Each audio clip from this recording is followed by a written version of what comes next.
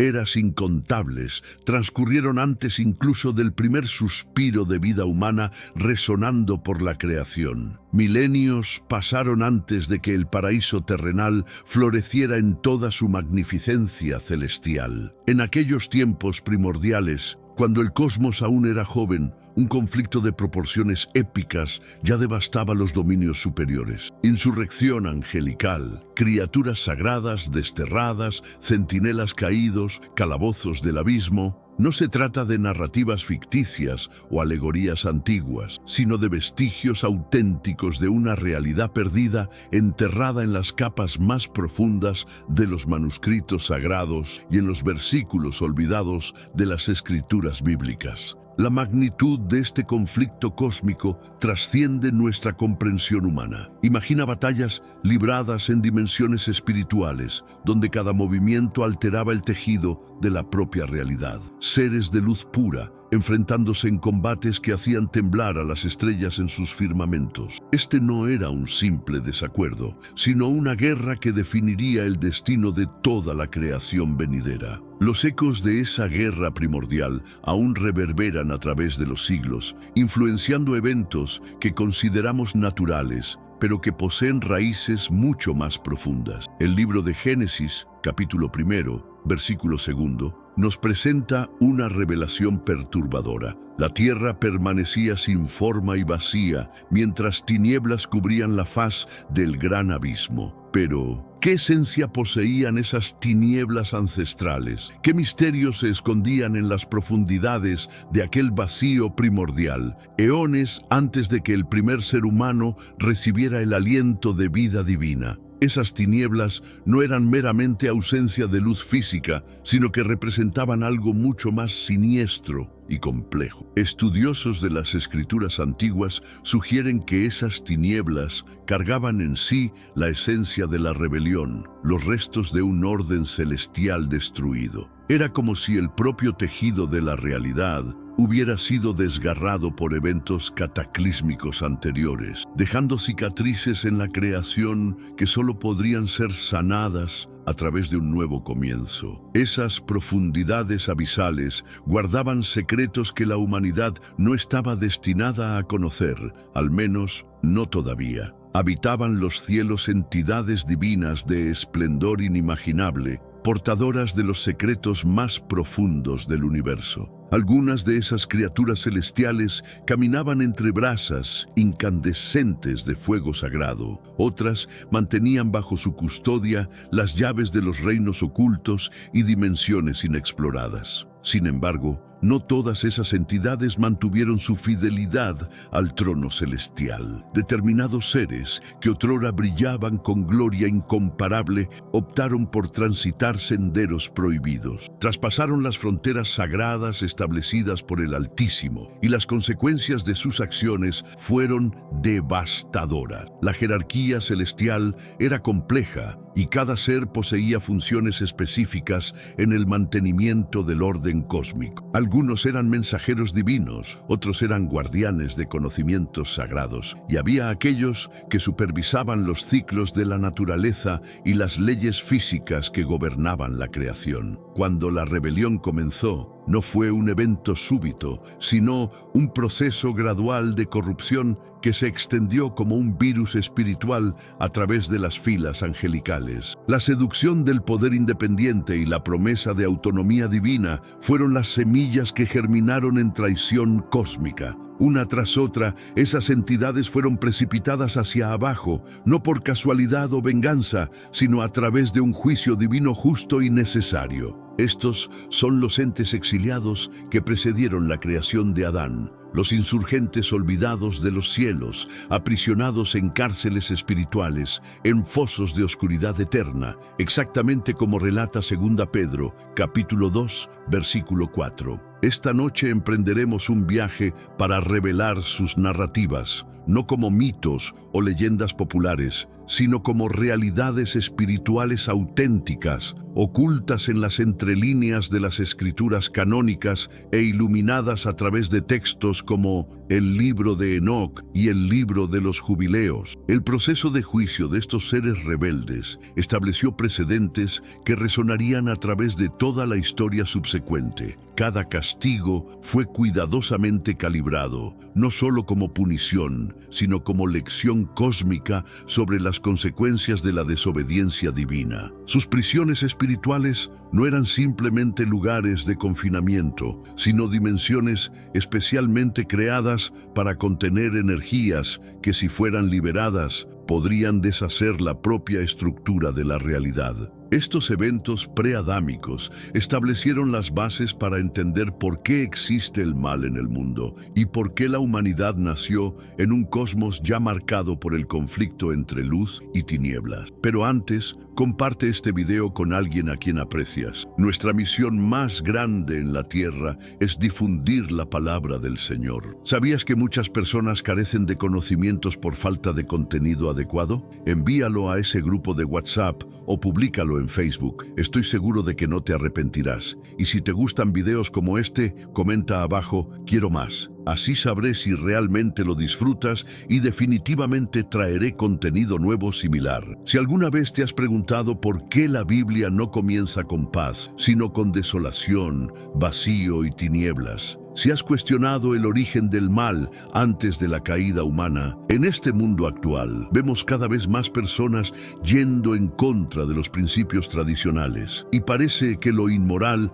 está cada vez más presente. Es común sentirse desorientado y sin rumbo. Sin embargo, aún existe un camino para recuperar la verdadera esencia y restablecer los principios éticos en nuestra rutina diaria. Si te sientes perdido en medio de la confusión y deseas más claridad, tenemos algo especial para ti, un recurso creado especialmente para ayudarte a comprender el significado de estos desafíos actuales y enfrentarlos con sabiduría y valentía. Este es el verdadero valor de Caminos de la Revelación, descifrando la Biblia por completo, un camino hacia la claridad y la serenidad a través de sus enseñanzas. Lo mejor de todo es que está disponible ahora, como un regalo, en el primer comentario fijado. No pierdas esta oportunidad de transformar tu vida y descubrir el propósito genuino de estos desafíos. Ahora volvamos al tema principal del vídeo.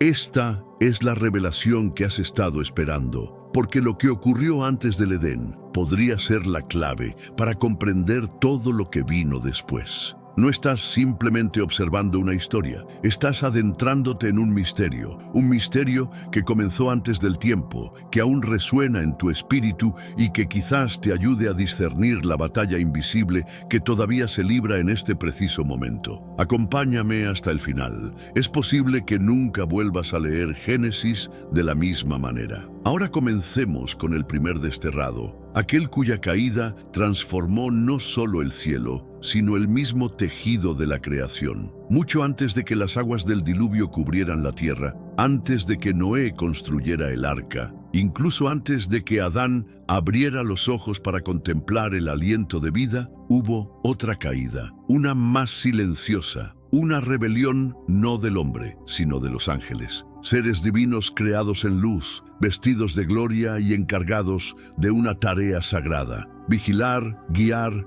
y proteger.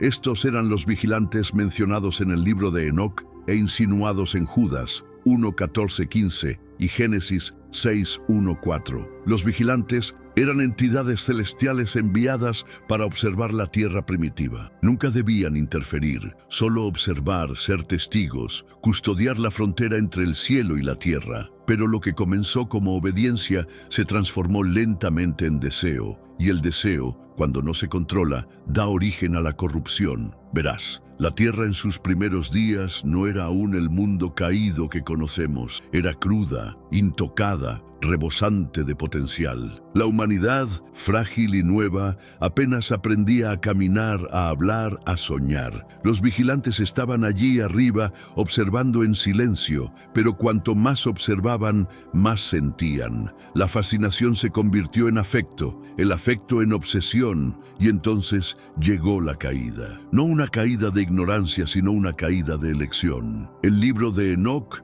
nombra a su líder como Semiasa, aunque otras tradiciones se refieren a él como Azazel. Bajo su mando, 200 de estos seres divinos hicieron un pacto en el monte Hermón, un juramento de descender juntos y tomar esposas humanas para que ninguno pudiera ser culpado en solitario. Su descenso no fue solo físico, fue espiritual. Abandonaron su posición, su juramento al Altísimo, y entraron en unión prohibida con las hijas de los hombres. De esta alianza impía surgieron los Nefilim, gigantes de fuerza y violencia, ni completamente ángeles ni completamente humanos, una raza híbrida nacida de la rebelión. Pero el pecado de los vigilantes fue más allá. Como relata Enoc, no se detuvieron en la desobediencia, se convirtieron en maestros de corrupción, revelaron secretos nunca destinados al hombre. Azazel, uno de los suyos, enseñó el arte de la guerra, cómo forjar espadas y armaduras. Otros enseñaron astrología, encantamientos, corte de raíces, maquillaje y seducción. El conocimiento en sí mismo no es malvado, pero el conocimiento sin sabiduría se convierte en un arma.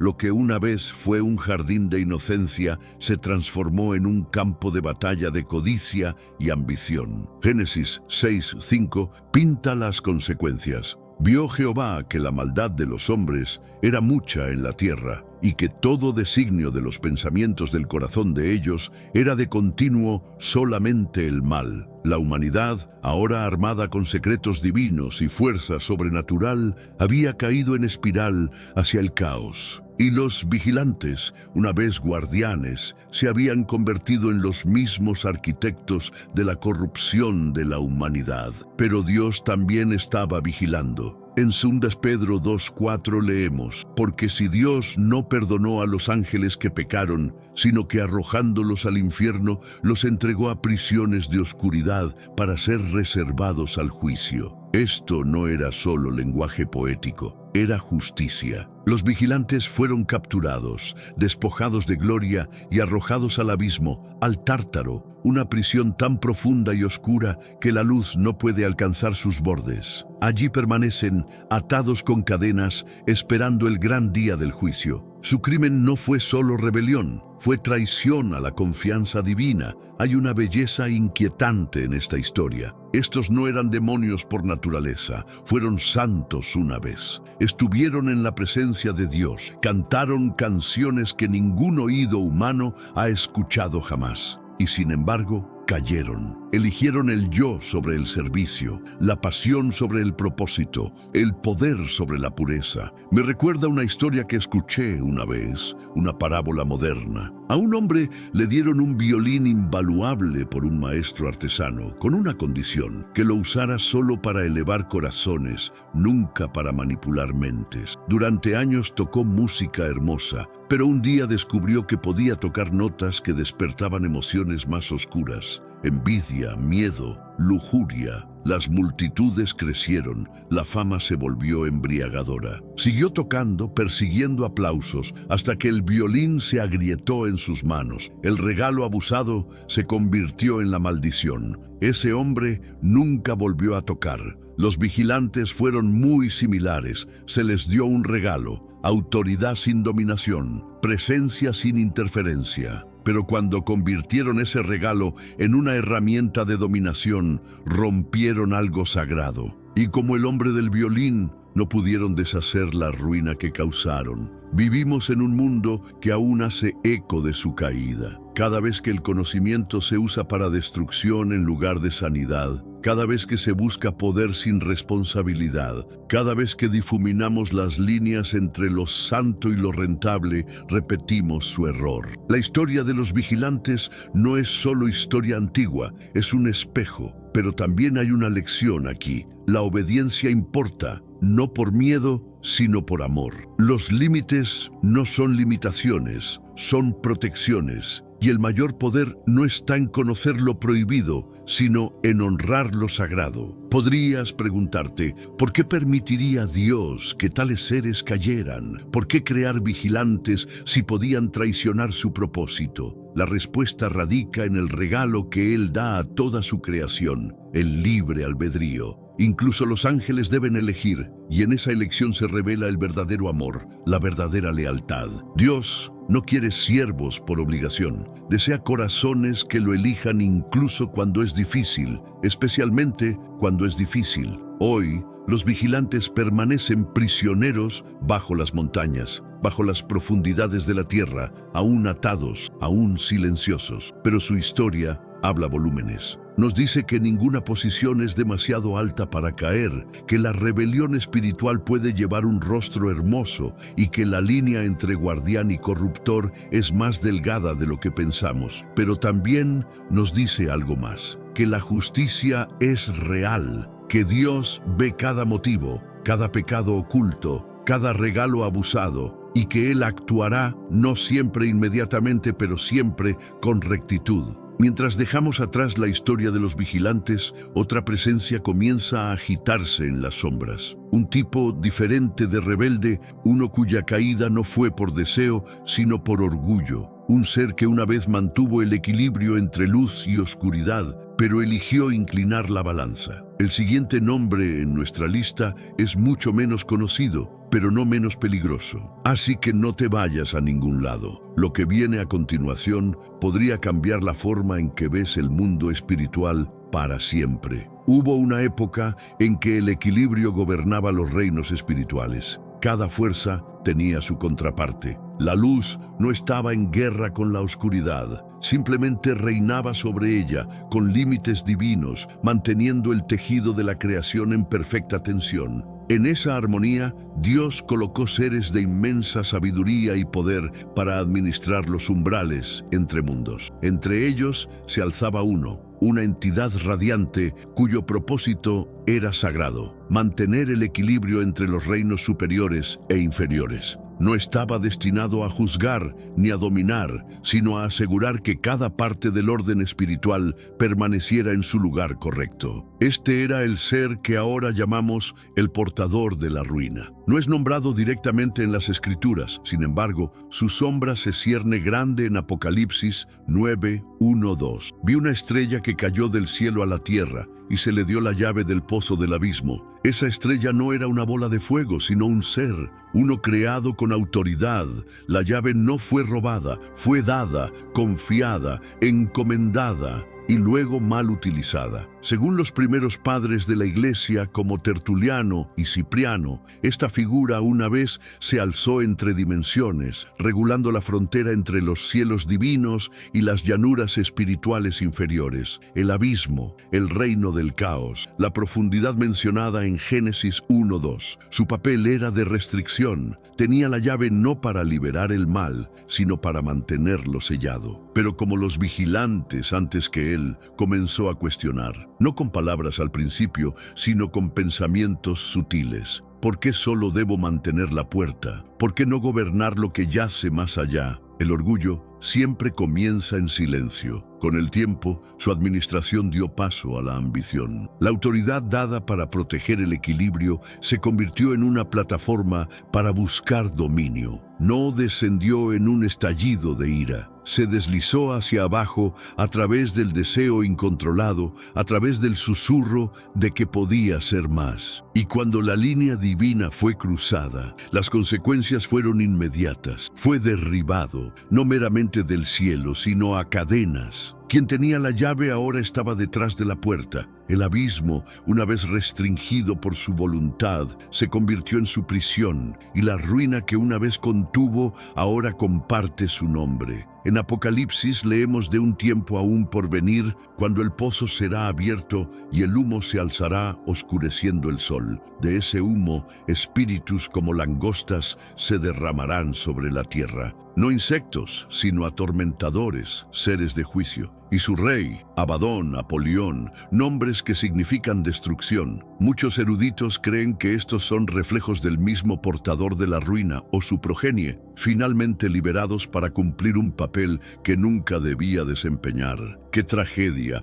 Un ser creado para mantener la paz se convierte en el heraldo del caos. ¿Y no es eso lo que sucede tan a menudo incluso hoy? Piensa en un líder encargado de proteger la verdad que la tuerce por poder. Piensa en un juez destinado a defender la justicia que se ciega por el favoritismo. O incluso en nuestros propios corazones, esos momentos donde se nos da influencia y en lugar de usarla para elevar a otros, la acaparamos, controlamos, manipulamos. Nosotros también podemos convertirnos en portadores de ruina, no con poder cósmico, sino con nuestras palabras, nuestras decisiones, nuestro orgullo. Hay un dicho: la línea entre orden y caos es más delgada de lo que creemos, y a menudo pasa justo por nuestros propios corazones. El portador de la ruina nos enseña que la autoridad espiritual no es solo un regalo, es una prueba. Nos recuerda que Dios no solo ve nuestras acciones, sino el corazón detrás de ellas. Tener la llave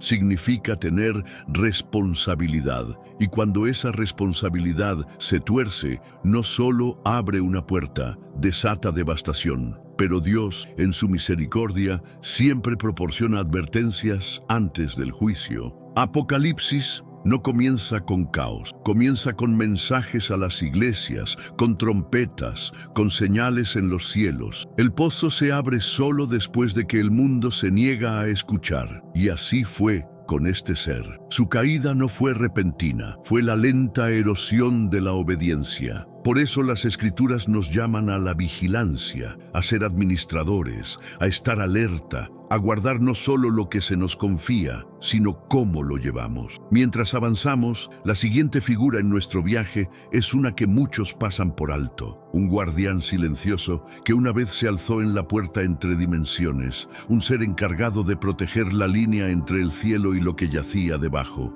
Pero como el portador de la ruina, él también vaciló, no por ambición, sino por negligencia. Y en esa negligencia, algo impensable se abrió paso. Quédate conmigo, porque cuanto más profundo vamos, más entenderás. Antes de Adán, antes del Edén, un conflicto cósmico ya se estaba desenredando y sus consecuencias aún ondean a través de cada alma en la tierra. En los reinos celestiales no solo hay ángeles que cantan y alaban, algunos están designados para guardar, para vigilar fronteras que no deben ser cruzadas. Estos son los que se alzan en umbrales, lugares donde dos reinos se encuentran, donde el orden contiene el caos. Entre ellos había un guardián cuyo puesto era sagrado más allá de las palabras. Su tarea era proteger la división entre el reino de Dios y los reinos espirituales inferiores, un portero de la separación divina. No era solo un centinela, era un testigo de la estructura misma del cielo. Se alzaba entre lo que era santo y lo que estaba inacabado, entre lo que pertenecía a la luz y lo que aún no había sido juzgado. Pero con el tiempo, este guardián falló, no por rebelión abierta, sino por algo mucho más peligroso: la negligencia. Isaías 14:12 habla de una caída del cielo, un ser que una vez brilló como el lucero de la mañana, ahora derribado. Aunque a menudo se vincula con Lucifer, muchos eruditos antiguos creen que este pasaje hace eco de un colapso más amplio, uno que involucra a aquellos encargados del acceso y la responsabilidad espiritual. Refleja una tragedia donde la grandeza se perdió no a través de la violencia, sino a través de la inacción. Según escritos como el libro de Jubileos, Dios designó ángeles de la presencia y ángeles de los elementos para gobernar diferentes capas de existencia. Este guardián era uno de ellos, encargado de mantener la línea. Pero cuando la corrupción se extendió hacia arriba, cuando las fuerzas espirituales de los reinos inferiores buscaron paso al orden divino, él miró hacia otro lado. Ya sea por orgullo, distracción o cansancio, la frontera fue violada. Y una vez que el umbral fue roto, las consecuencias se ondularon por toda la creación. Seres inferiores, nunca destinados a acceder a los reinos celestiales, cruzaron a lugares que no podían entender. El caos espiritual fue desatado, no como fuego y trueno, sino como confusión, engaño, falsa gloria. El guardián no había elegido el mal, pero lo había permitido entrar. Judas 6 nos dice que los ángeles que no guardaron su dominio propio, sino que dejaron su propia habitación, Él los ha reservado en prisiones eternas bajo oscuridad. Esto no es solo castigo, es un registro de lo que sucede cuando se abandona la responsabilidad.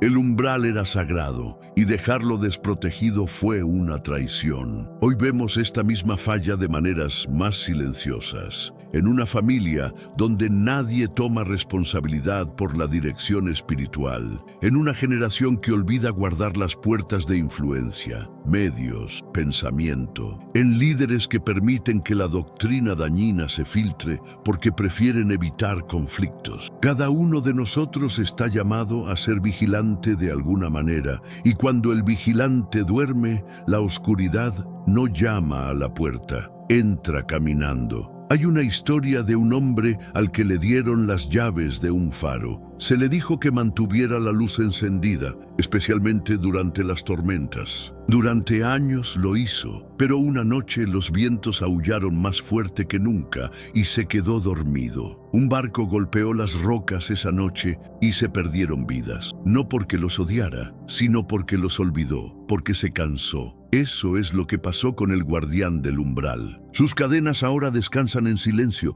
en lo profundo de la oscuridad espiritual, no porque luchó contra Dios, sino porque no luchó por Él cuando más importaba. Que eso sea una lección para todos nosotros. Hay puertas en nuestras vidas, límites que Dios nos pide mantener, límites de pensamiento, de moralidad, de verdad. Y cuando dejamos de guardarlos, cuando permitimos que solo una pequeña mentira se filtre, un pequeño compromiso, un poco de pereza, no pasa mucho tiempo antes de que las cosas equivocadas comiencen a entrar en espacios sagrados. Pero Dios es justo y la misericordia aún está disponible. Si has dejado un umbral desprotegido en tu propio corazón, si has permitido que algo cruce donde no debería, aún hay tiempo de ponerse de pie nuevamente, de tomar tu lugar otra vez, de encender el fuego en el faro y mantenerlo ardiendo. Porque como veremos en la próxima historia, no toda rebelión comenzó con deseo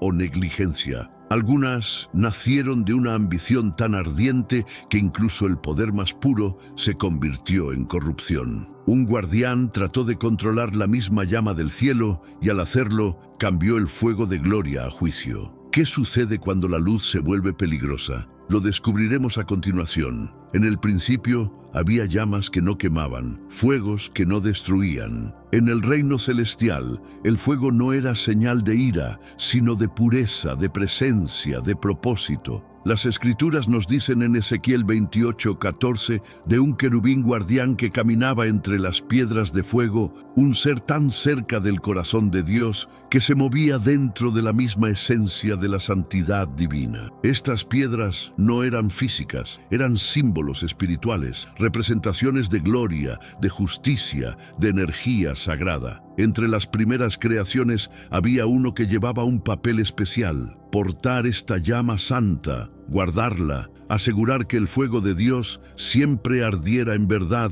y rectitud. Fue llamado a ser un vaso de resplandor divino, iluminando el sendero de obediencia a través de las dimensiones. Pero algo cambió. El portador de la llama, rodeado de belleza y poder, comenzó a preguntarse: ¿qué tal si este fuego pudiera ser solo mío? ¿Qué tal si en lugar de reflejar al Altísimo, pudiera redirigir este poder para servir a mi propia voluntad? No lo habló en voz alta, no desafió abiertamente, No, la corrupción comenzó en el corazón, como a menudo sucede. Isaías 14:13 hace eco de la ambición. Subiré sobre las alturas de las nubes, seré semejante al Altísimo. Se cree por muchos que este versículo, aunque se refiere a Lucifer, también habla simbólicamente de una categoría de caída espiritual, un patrón, un modelo repetido entre múltiples seres divinos. El portador de la llama era uno de ellos. Tomó lo que estaba destinado para adoración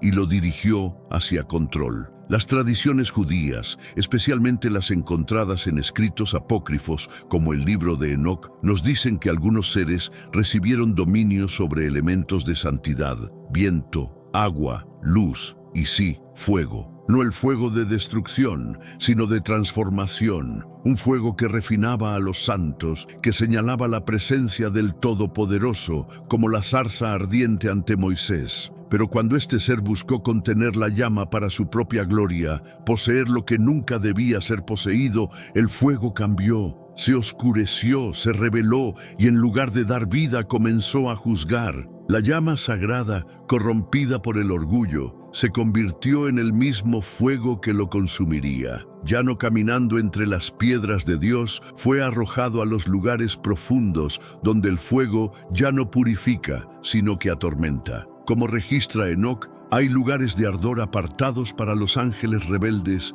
pozos de llama no alimentados por madera o aceite, sino por ira divina. El portador de la llama fue arrojado a uno de esos abismos y ahora arde no en gloria, sino en vergüenza. Y esa es la tragedia. Cuando Dios nos da un regalo, ya sea influencia, talento, autoridad o discernimiento, no es solo para nosotros. Está destinado a ser un reflejo de Él, una luz que apunte hacia arriba. Pero cuando torcemos el regalo en un reflector para nosotros mismos, se vuelve pesado, inestable, peligroso. Es como un predicador que comienza con pasión por la palabra de Dios, pero en algún lugar del camino comienza a predicar para impresionar en lugar de inspirar. O un líder de adoración que comienza por la gloria del cielo, pero eventualmente canta para ser visto. O incluso más simplemente, alguien con un corazón de compasión que comienza dando a otros,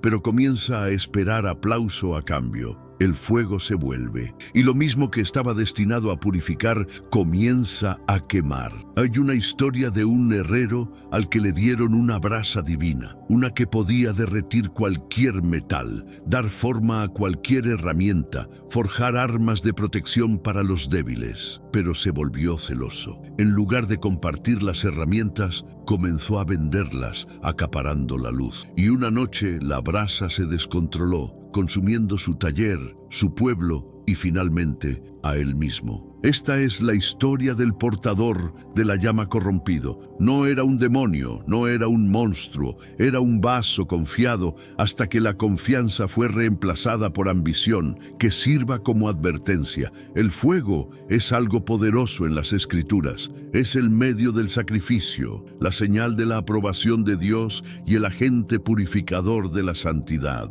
Pero también es la marca del juicio, y la línea entre los dos no se dibuja por temperatura, sino por intención. ¿Qué está ardiendo en ti hoy? ¿Sigue siendo luz de arriba o ha comenzado a humear con voluntad propia? El portador de la llama nos enseña que incluso los dones más santos pueden ser torcidos cuando el enfoque se vuelve hacia adentro, que el poder de Dios no puede ser poseído, solo reflejado. Y cuando tratamos de controlar lo que estábamos destinados a llevar en reverencia, somos consumidos por lo que una vez glorificamos. Mientras dejamos atrás la imagen de un ser ahora encadenado en fuego, pasamos al siguiente. Uno cuyo pecado no fue orgullo sino sabotaje sutil. Un ser cuya voz no gritó sino susurró. Uno que no luchó contra Dios abiertamente sino que infectó su creación desde adentro. ¿Qué sucede cuando la semilla de rebelión se planta no a través de acción, sino a través de sugerencia? Esa es el alma detrás del próximo caído, el sembrador de discordia divina. Mantente cerca, el descenso se está volviendo más oscuro. No toda rebelión comienza con trueno, no toda caída comienza con fuego. Algunas comienzan con un susurro. En los pasillos silenciosos del cielo donde los coros una vez cantaron en perfecta armonía, un nuevo sonido comenzó a agitarse. No un grito, no un choque, sino un murmullo, una sugerencia, una mirada de reojo, una semilla silenciosa plantada en las mentes de los inocentes. No vino de los poderosos que buscaban tronos o de los audaces que alcanzaban poder prohibido. Vino de un espíritu hábil en el habla, tejido con sabiduría y dotado de influencia. Estaba destinado a cultivar unidad. En su lugar, se convirtió en el sembrador de discordia divina. A menudo pensamos en el mal como algo ruidoso, dramático, aterrador. Pero a veces el mal más peligroso lleva una sonrisa suave. Proverbios 6, 16, 19 enumera 7 cosas que el Señor aborrece, y entre ellas está el que siembra discordia entre hermanos. En la tradición hebrea, esto se refiere no solo a aquellos que discuten,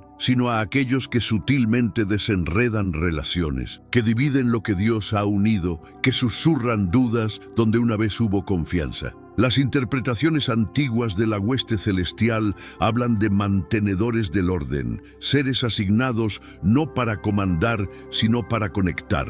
Nutrieron la armonía entre las filas angélicas, alineando propósito y alabanza. El sembrador era uno de ellos. Sus palabras tenían belleza, su presencia traía tranquilidad, pero con el tiempo su regalo se torció hacia adentro. Quizás comenzó con inseguridad, tal vez envidia, una sola pregunta: ¿por qué ellos y no yo? Y de esa raíz, la putrefacción se extendió. No organizó un golpe, no desafió abiertamente. En su lugar, se acercó a otros con suave preocupación. ¿Has notado cómo los querubines lideran cada procesión? ¿No parece injusto? ¿O crees que los arcángeles alguna vez consideran nuestro consejo? Estas no eran acusaciones, eran iniciadores de conversación. Y pronto la armonía se convirtió en comparación, la comparación se volvió sospecha, y la sospecha, sin control, se transformó en desunión. El libro de Enoc menciona espíritus que perturbaron a los justos, que se infiltraron en sus reuniones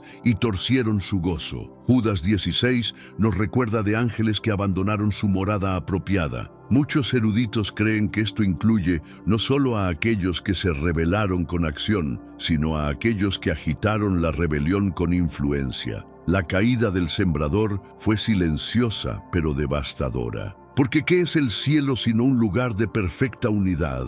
¿Y qué es la unidad sino vulnerable a una sola fractura? Fue expulsado no en cadenas de llama, sino en cadenas de silencio, aislado de la comunión, desterrado de la relación. El que destrozó la unidad ahora camina solo, cortado de lo mismo que una vez corrompió. Una ironía divina. ¿Y no es esa la historia de tantos hoy? Es fácil señalar con el dedo a aquellos que caen en escándalo, que libran guerras visibles contra Dios. Pero, ¿qué hay de los que dividen iglesias a través de chismes? ¿Qué hay del amigo que siembra desconfianza entre corazones? ¿Qué hay del líder que enfrenta a los miembros del equipo unos contra otros, no para guiar, sino para ganar control? No tienes que romper algo con tus manos, puedes romperlo con tus palabras. Hay una historia que escuché de un maestro soplador de vidrio. Creó una hermosa vidriera para una catedral, alta, radiante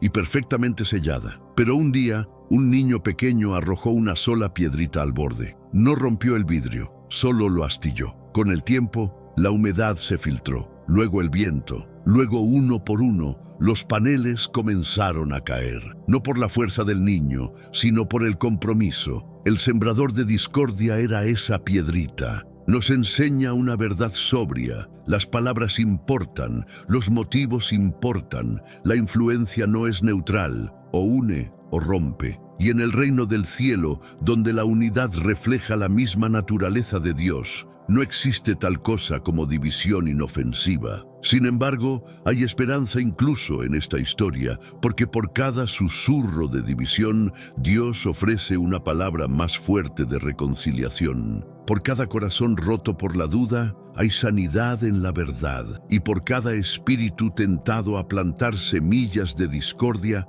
aún está la invitación a hablar vida en su lugar. No necesitas ser un ángel para causar división, y no necesitas caer del cielo para elegir silencio sobre sabotaje. Cada día se nos da la oportunidad de ser sembradores de paz o sembradores de discordia. Uno construye el reino, el otro lo derriba. Y así, con pasos pesados, caminamos más allá de la celda solitaria del sembrador, más allá de los ecos de conversaciones que llevaron a los ángeles por mal camino y hacia una tormenta que nunca ha dejado de rugir. Porque el próximo caído una vez danzó en las nubes, comandando vientos y estaciones, confiado con el mismo aliento de la creación. Pero el orgullo, como siempre, encontró un camino, y cuando lo hizo, los mismos cielos se convirtieron en armas. Quédate conmigo, la tormenta está justo adelante. Antes de que el trueno chocara, antes de que los cielos se oscurecieran, antes de que las tormentas alguna vez aterrorizaran a la humanidad, había un ser divino encargado de los vientos. No era un dios ni un rival del Creador, sino un siervo, radiante, poderoso y soberano sobre los elementos. Se movía entre las nubes como un director de sinfonía entre notas, guiando lluvias para nutrir, vientos para refrescar y rayos para asombrar. Los cielos lo conocían como el Señor de las tormentas antiguas. El Salmo 104:4 nos da un vistazo. El que hace a los vientos sus mensajeros y a las llamas de fuego sus ministros. En la tradición judía antigua, estas no eran metáforas, eran realidades. Ciertos ángeles fueron encargados de la administración de la naturaleza misma. El clima no era aleatorio, era gobernado. La lluvia no venía por casualidad, sino por comando. Las tormentas eran enviadas para advertencia o maravilla, no caos. Y entre estos meteorólogos celestiales, uno se destacaba. Su comando era vasto, su influencia esencial. Pero como siempre, la influencia sin humildad se convierte en una trampa. Este ser, este portador de tormentas, comenzó a notar su poder. Comenzó a admirar la fuerza de los vientos a su alcance, el choque de las olas a su palabra, el asombro crudo e indomable que venía cada vez que pasaba, y lentamente la tarea sagrada de preservar el equilibrio dio paso al emocionante placer del control. En lugar de servir a la armonía del Creador, comenzó a fantasear con remodelar la creación misma. Al principio fue pequeño, una ráfaga donde se ordenaba calma, una oleada donde se pedía quietud, pero pronto se intensificó. Climas enteros se torcieron, tormentas rodaron hacia lugares intocados, envió sequía donde debería haber llovido, agitó tempestades en desafío a la instrucción divina. Y mientras el Altísimo es lento para la ira, la justicia no duerme. Su rebelión hizo eco del pecado antiguo de Lucifer, descrito en Isaías 14:13-14. Subiré sobre las alturas de las nubes, seré semejante al Altísimo. Esto no era solo un deseo de independencia, era una declaración de guerra contra el orden divino. El Señor de las tormentas no solo mal usó el poder, lo armó, desgarró el cielo. Según el libro de Enoc, hay abismos de fuego y aguas turbulentas, apartados para los caídos, regiones donde la creación misma gime en tormento. Se cree por muchos que este señor de tormentas fue arrojado a uno de esos lugares, una prisión no de piedra, sino de corrientes incesantes. Allí, los vientos que una vez controló ahora se arremolinan contra él. Las aguas rugen en juicio. El trueno ya no responde a su voz. Está atrapado en una tempestad perpetua, prisionero del mismo caos que desató. Y sin embargo, la tormenta aún habla. Porque incluso ahora vemos los ecos de esta rebelión en la tierra. Clima fuera de control, desastres naturales intensificándose, la creación gimiendo, como dice Romanos 8:22, como en dolores de parto. La ciencia puede explicar la mecánica, pero las escrituras nos recuerdan de las corrientes espirituales subyacentes. No todas las tormentas son solo meteorológicas, algunas son metafísicas. La caída del Señor de las tormentas antiguas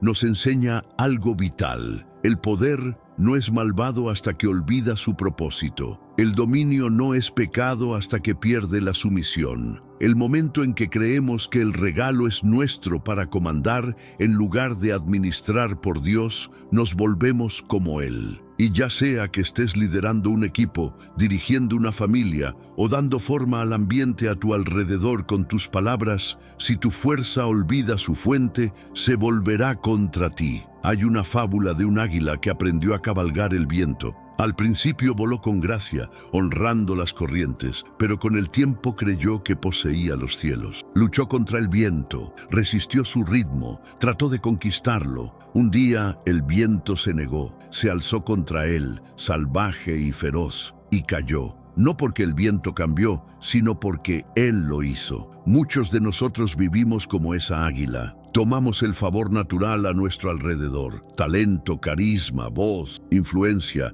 e imaginamos que es prueba de nuestra propia divinidad. Cabalgamos la tormenta olvidando quién realmente sostiene el trueno. Pero Dios recuerda cada tormenta enviada en obediencia y cada tormenta agitada en rebelión. El cielo no es neutral, le responde a él. Así que mientras escuchamos el viento aullante, haciendo eco a través de la eternidad, recordemos esto: cada tormenta tiene una voz, y algunas tormentas aún llevan el grito de seres caídos lamentando su propio orgullo, añorando lo que nunca puede ser restaurado. El Señor de las tormentas antiguas permanece encadenado en un lugar donde no existe el silencio, solo rugiente juicio. Y aún su historia no es de odio, es una advertencia, un susurro en el torbellino. Incluso los poderosos caen cuando olvidan al que los hizo poderosos. Ahora nos acercamos a la figura final y más misteriosa en nuestro viaje, uno que no cayó por acción ni por negligencia,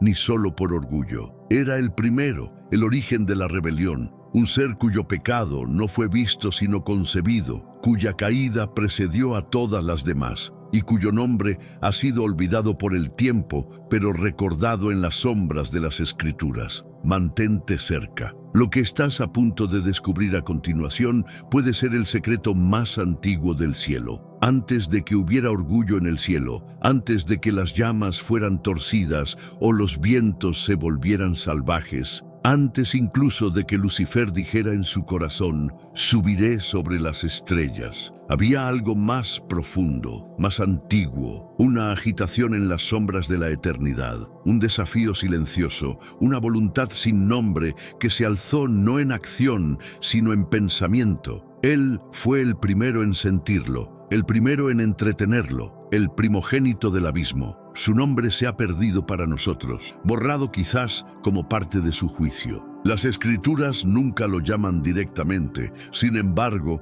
su eco perdura como un vacío en el texto, una presencia detrás de la presencia. Antes del Edén, antes de Adán, antes incluso de la caída de los vigilantes, estaba este ser. Y su rebelión no comenzó con ruido, comenzó con una pregunta, un solo susurro interno: ¿qué tal si no lo necesito? Este no era un ser de fuego, ni de tierra, ni de cielo. Estaba tejido en el mismo tejido del orden del cielo. Algunas tradiciones lo llaman el sin nombre, el protorrebelde, el primero en mirar la gloria del Altísimo y sentir envidia, no asombro. No porque odiara a Dios, sino porque quería existir sin Él. En Génesis 1:2 encontramos una frase peculiar: las tinieblas estaban sobre la faz del abismo. La palabra hebrea para abismo es tehom, un término misterioso a menudo asociado con el caos, con el abismo, con algo antiguo e indomable. Y antes de que Dios hable luz al mundo, confronta esta oscuridad.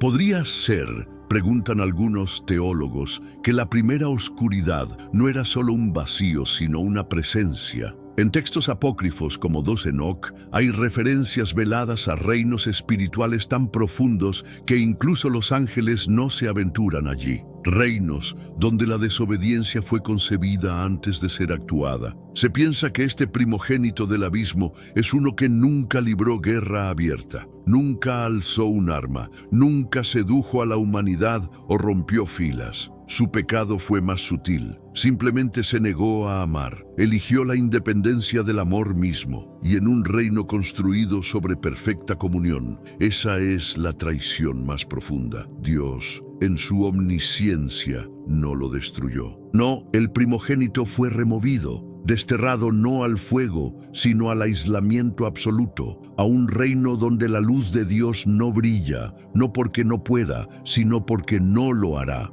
Su castigo no fue dolor, fue ausencia, y en esa ausencia se convirtió en el abismo. No solo su residente, sino su encarnación. No es activo de la manera que los demonios son. No tienta ni atormenta. Simplemente espera en silencio, en la nada, el exilio más antiguo. Hay una historia en el Midrash rabínico sobre un rey que tenía un hijo que se negó a hablar, no porque odiara a su padre, sino porque quería vivir en sus propios términos. Así que el rey, en lugar de castigarlo con violencia, le construyó una casa lejos, sin ventanas, sin espejos, un lugar donde el hijo pudiera vivir completamente solo. La historia no termina con fuego, sino con silencio, silencio eterno. Este es el juicio del primogénito del abismo. ¿Y qué nos enseña eso? Que la rebelión no siempre grita, no siempre rompe cosas. A veces la rebelión simplemente dice: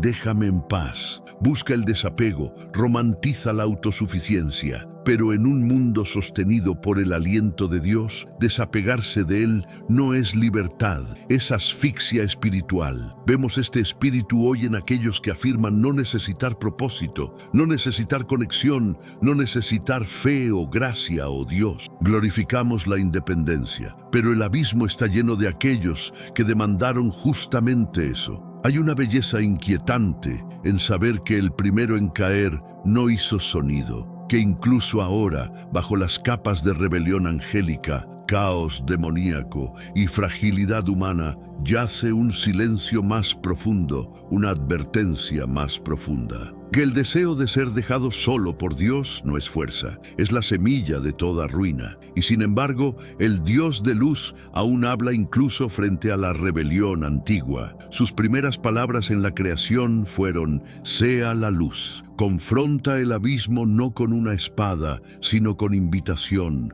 con iluminación, con amor. Así que la historia termina no con el abismo, sino con la palabra que se hizo carne, la luz que entró al mundo, el Hijo que dijo: nunca te dejaré ni te desampararé. El primogénito del abismo eligió separación eterna, pero tú no tienes que hacerlo. Este ha sido el viaje de 7 seres caídos, criaturas divinas desterradas mucho antes de que la humanidad pecara. Sus historias son más antiguas que el Edén, más profundas que el diluvio, y hacen eco en el momento presente. No nacieron malvados, pero eligieron contra el amor. Así que la pregunta es: ¿qué elegirás tú? Porque en la gran guerra entre el cielo y el abismo, el silencio nunca es neutral, y tu historia aún se está escribiendo. Fueron radiantes una vez, gloriosos, creados en luz perfecta, tejidos en la misma estructura de la armonía del cielo. Cada uno tenía un propósito, cada uno fue confiado, cada uno caminó en lugares donde ningún pie humano ha pisado jamás. Y sin embargo, cayeron. No todos de la misma manera, algunos por orgullo, algunos por deseo, algunos por silencio, pero todos a través de una sola elección devastadora: alejarse del orden del Altísimo. Las historias de estos seres desterrados antes de Adán no son mitos destinados a entretener, son advertencias codificadas en el mismo ADN de la creación. Su presencia hace eco en versículos como 2 Pedro 2:4 y Judas 1:6. Sus sombras se extienden detrás de las frases el abismo y el pozo, permaneciendo en el silencio entre las líneas de las Escrituras. Estas no son solo historias de rebelión sobrenatural, son espejos, reflejos de lo que sucede cuando la luz olvida su fuente. Estos seres divinos no despertaron malvados, se deslizaron hacia ello gradualmente, sutilmente,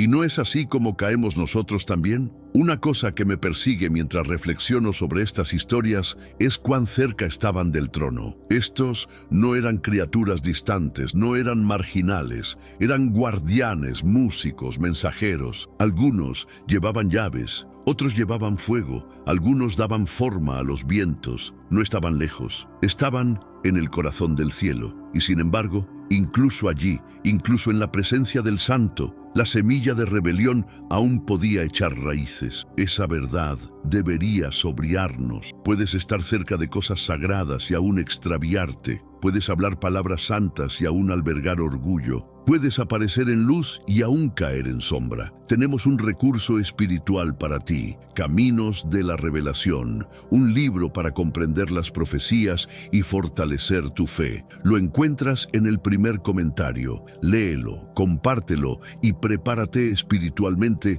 para lo que está por venir. No esperes a que otro desastre te obligue a mirar hacia arriba. Hoy es el día aceptable. Hoy es el tiempo de actuar con fe. Fortalécete en la palabra, profundiza en la oración y rodea tu vida de personas que también estén buscando a Dios de todo corazón. Pero hay otro lado de esto. Si seres tan cerca de la gloria pudieron ser desterrados por sus elecciones, ¿qué dice eso sobre la gracia extendida a nosotros, humanos rotos, terrenales, hechos de polvo? Significa que cada día que se nos da es misericordia. Cada respiración es una oportunidad de elegir lo que ellos rechazaron, permanecer donde ellos abandonaron, rendirse donde ellos se rebelaron. Estos 7 seres no fueron expulsados porque Dios quisiera castigar, fueron expulsados porque se hicieron incompatibles con su presencia. La santidad no es solo un sentimiento, es un estado. Y cuando sales de alineación con la santidad,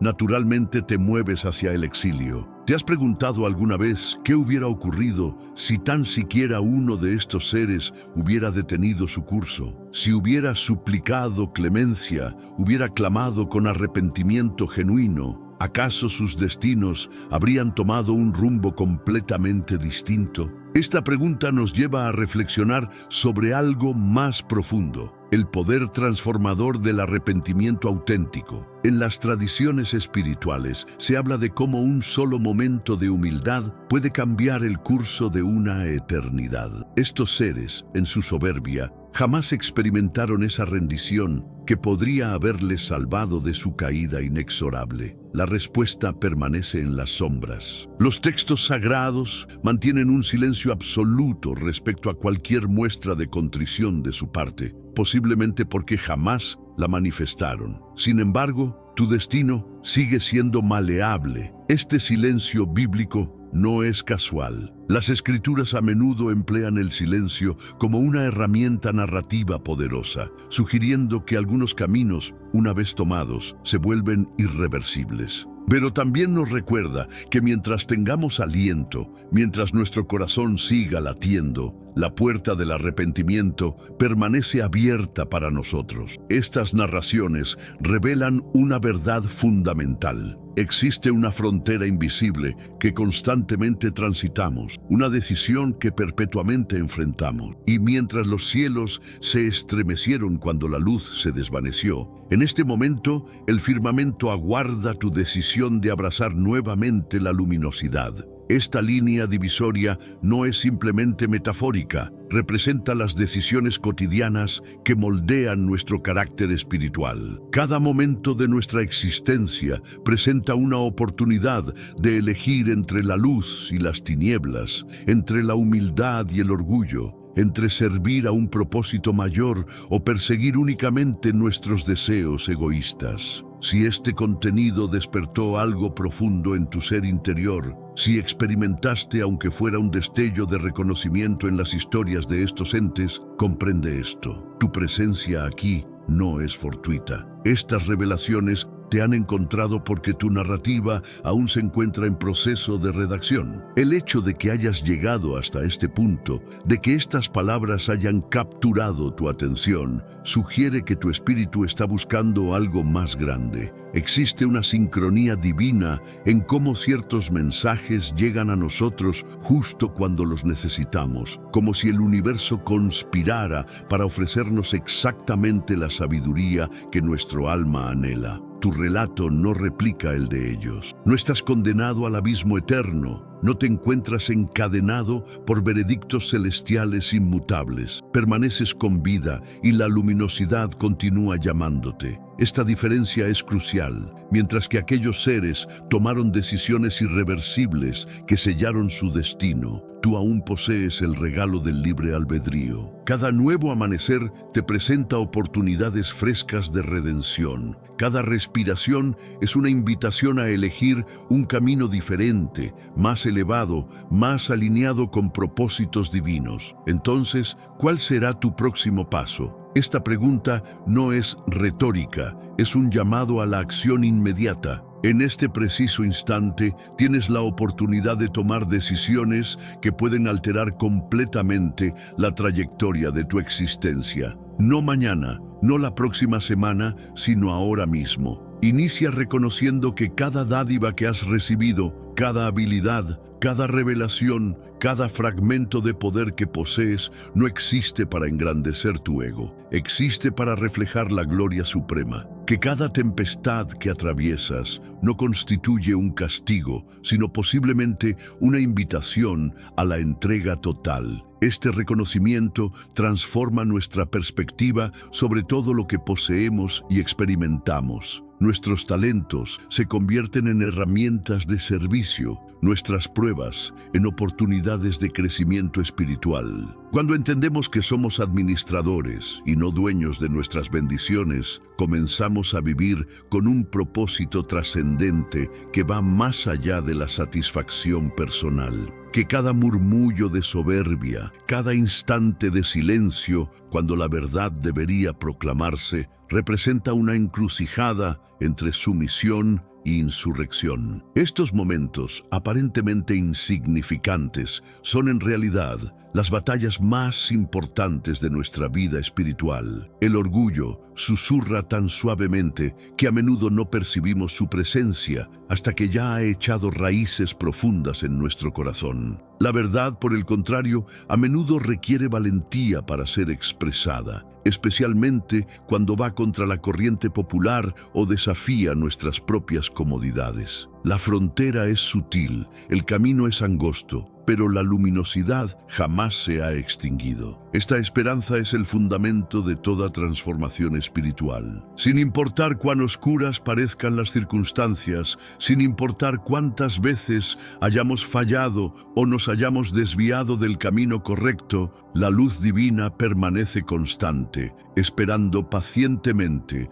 nuestro regreso. Es una luz que no se apaga con nuestros errores, ni se debilita con nuestras dudas. Hemos navegado por aguas profundas en este contenido, explorado los enigmas de las Escrituras, la insurrección espiritual y los ángeles caídos que el tiempo ha relegado al olvido. Este viaje no ha sido simplemente académico o intelectual. Ha sido una exploración del alma humana y sus capacidades tanto para la elevación como para la caída. Hemos desentrañado misterios que han fascinado a teólogos, filósofos y buscadores espirituales durante milenios, descubriendo cómo estas narrativas antiguas siguen siendo profundamente relevantes para nuestras luchas contemporáneas. Si permaneciste durante todo este tiempo, significa que estás en búsqueda, anhelas profundidad, autenticidad, revelación espiritual. Y deseo que comprendas que este espacio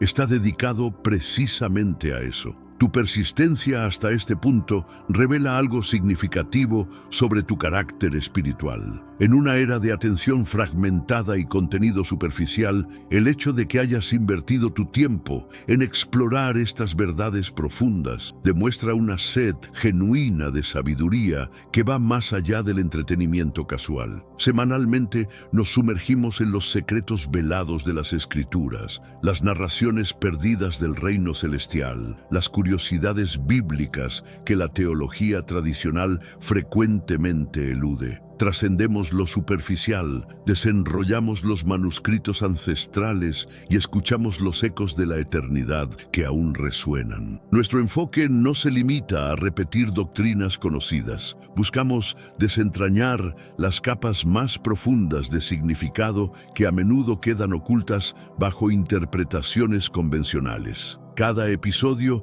es una expedición arqueológica espiritual, donde excavamos verdades que pueden transformar radicalmente nuestra comprensión de lo divino y nuestro lugar en el cosmos. Por lo tanto, si esto resuena en tu interior, si deseas más autenticidad, más misterio, más revelación como esta, por favor otorga tu aprobación a este contenido, únete a nuestro canal y activa las notificaciones. Tu participación trasciende el simple apoyo. Es una declaración de que valoras la búsqueda de verdades profundas en un mundo que a menudo prefiere la comodidad de respuestas fáciles. Cada interacción es un voto de confianza en la importancia de explorar los misterios más profundos de la existencia. No únicamente porque nos facilita el crecimiento, aunque ciertamente lo hace, sino porque cada vez que participas, contribuyes a difundir mensajes que penetran el ruido mediático, mensajes que poseen verdadera trascendencia.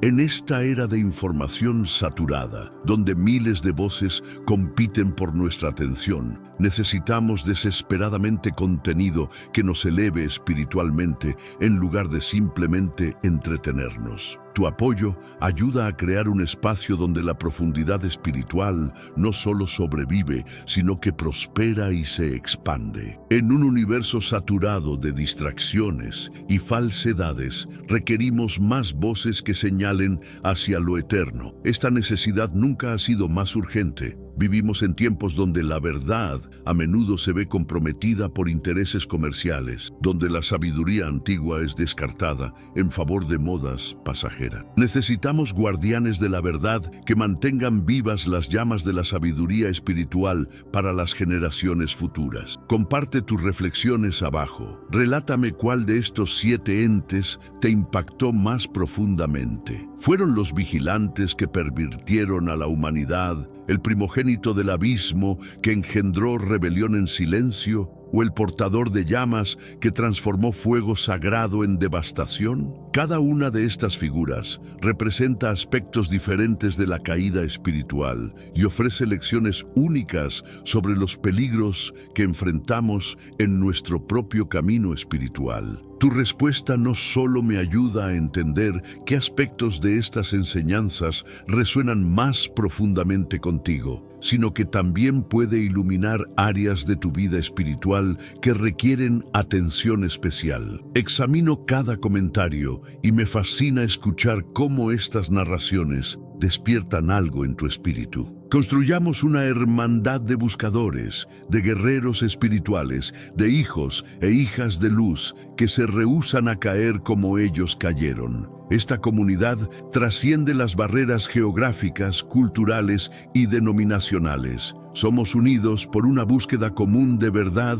y transformación espiritual. Cada comentario, cada interacción, cada historia compartida añade una nueva dimensión a nuestra comprensión colectiva de estos misterios antiguos y su relevancia contemporánea. Y recuerda, el abismo aún aguarda, pero también lo hace la luz. Tienes el poder de elegir hacia cuál diriges tus pasos. Esta elección no es un evento único, sino una decisión que renovamos constantemente. Cada momento nos presenta la oportunidad de orientarnos hacia la luz o permitir que las sombras nos envuelvan. La diferencia entre aquellos seres caídos y nosotros radica precisamente en esta capacidad continua de elección y redención. Elige sabiamente y nos encontraremos en la próxima revelación. Esta despedida no es simplemente una conclusión, es una promesa y una invitación. Te invito a llevar contigo las verdades que hemos explorado juntos, a permitir que transformen tu perspectiva y guíen tus decisiones.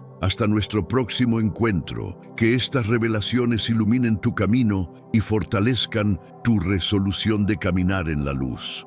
Desde hace décadas, millones de personas han pisado el Vaticano sin sospechar lo que realmente tienen delante de sus ojos. No es una metáfora, no es una interpretación artística, es algo tangible, físico y brutalmente obvio para quien se atreve a observar. El Aula Pablo VI, el principal auditorio del Vaticano, no es solo un edificio, es la representación arquitectónica de una serpiente. Y no es coincidencia. Si te paras frente a su estructura, las líneas curvas, la forma alargada del techo y los detalles laterales replican con precisión la cabeza de un reptil. Pero lo perturbador no termina ahí. Cuando cruzas sus puertas, la sensación se vuelve aún más inquietante. Dos enormes ventanas te observan, perfectamente colocadas para simular los ojos de un depredador. El escenario frontal es la boca abierta de esa criatura. El techo está cubierto de patrones que simulan escamas, envolviendo a todos los presentes dentro de un vientre simbólico, casi ritual. Todo está alineado para enviar un mensaje, pero no al público común, sino a los que saben leer los códigos ocultos. Y mientras la mayoría piensa que está en un lugar sagrado, los símbolos están gritando otra historia completamente diferente. Porque aquí no estamos hablando de suposiciones ni de interpretaciones forzadas. No, aquí hablamos de datos objetivos, visibles, que cualquiera puede comprobar si deja de mirar con ojos condicionados. La pregunta no es si esto es real. La verdadera pregunta es: ¿por qué una institución que afirma representar a Dios diseñaría su sala más importante como la cabeza de una serpiente? Las coincidencias no existen cuando hablamos de estructuras milimétricamente planeadas durante décadas. Lo que aparenta ser un simple capricho arquitectónico,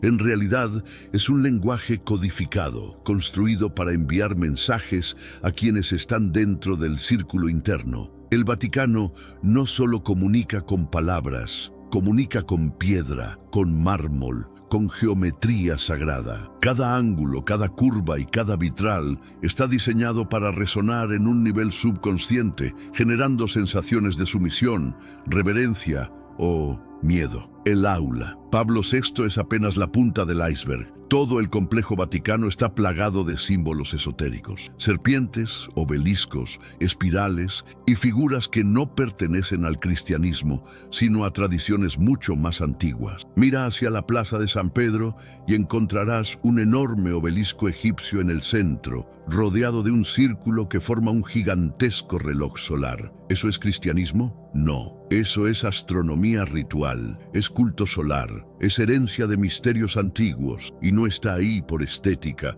está ahí porque opera como una antena simbólica y energética. Este no es un diseño accidental ni fruto de artistas sin sentido espiritual. Es un lenguaje visual construido para los iniciados, para los que conocen las reglas del juego oculto. No se trata de fe, se trata de control, de programación mental a escala global, camuflada bajo el velo de lo sagrado. Imagina asistir a un evento religioso esperando encontrar un altar sagrado, y lo que te recibe es una escultura que parece haber salido de una pesadilla. Eso es exactamente lo que ocurre en el Aula Pablo VI con la escultura llamada La Resurrección de Pericle Fassini. Oficialmente representa a Cristo emergiendo de un cráter nuclear, pero cualquiera con ojos puede ver que eso no es Cristo. Pero antes, comparte este video con alguien a quien aprecias. Nuestra misión más grande en la tierra es difundir la palabra del Señor. ¿Sabías que muchas personas carecen de conocimientos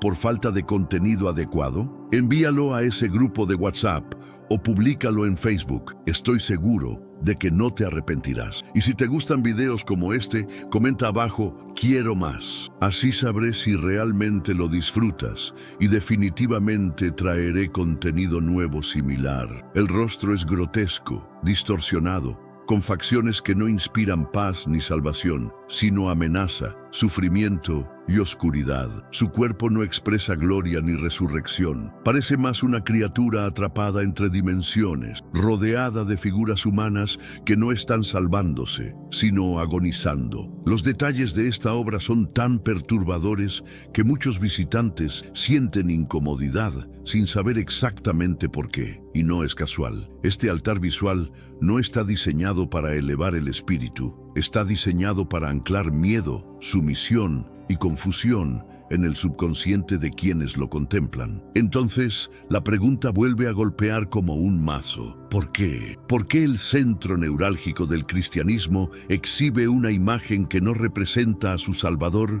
sino algo que parece una manifestación demoníaca? Y si crees que esto es casualidad, prepárate, porque apenas estamos comenzando. Cuando miras con atención, te das cuenta de que la arquitectura no es solo estética, es un lenguaje de control. Las estructuras del Vaticano no están diseñadas para acercarte a Dios, sino para recordarte constantemente quién tiene el poder y quién obedece. Las cúpulas, los pasillos, las criptas, todo está hecho para provocar sensaciones específicas. No es coincidencia que tantas estructuras evoquen serpientes, ojos que te observan, puertas selladas y símbolos de fertilidad pagana. No es decoración, es programación simbólica. Es un teatro espiritual donde tú eres el espectador, pero no el protagonista. El verdadero ritual ocurre detrás del telón, en los salones privados donde los secretos jamás llegan a la superficie. La simetría perfecta,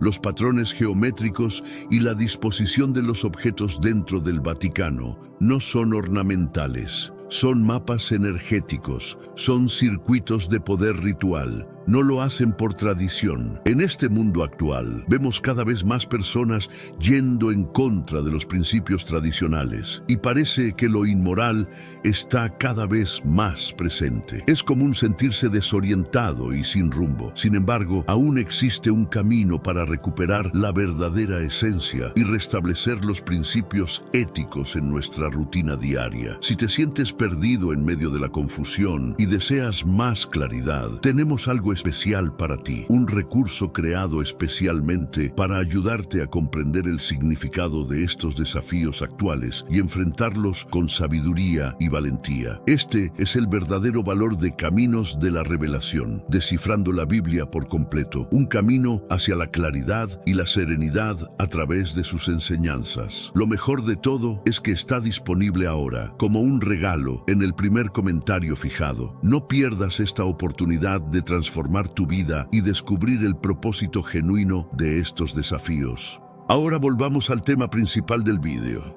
Lo hacen porque creen y saben que la arquitectura puede moldear la conciencia colectiva. Quienes diseñaron estos espacios no pensaban en tu salvación, pensaban en tu sumisión, en tu obediencia ciega, en mantenerte atrapado en un ciclo eterno donde tu espiritualidad siempre depende de un intermediario, de ellos. Bajo la majestuosidad de la Basílica de San Pedro se oculta un lugar que muy pocos conocen: la necrópolis vaticana, un laberinto de tumbas y pasadizos que datan de los primeros siglos del cristianismo y que esconden un secreto aún más inquietante. La tumba conocida como Mausoleo U oficialmente es solo una designación arqueológica, pero los susurros dentro de círculos ocultistas y estudiosos alternativos cuentan otra historia. Existen antiguos registros que vinculan esa tumba simbólicamente o quizás literalmente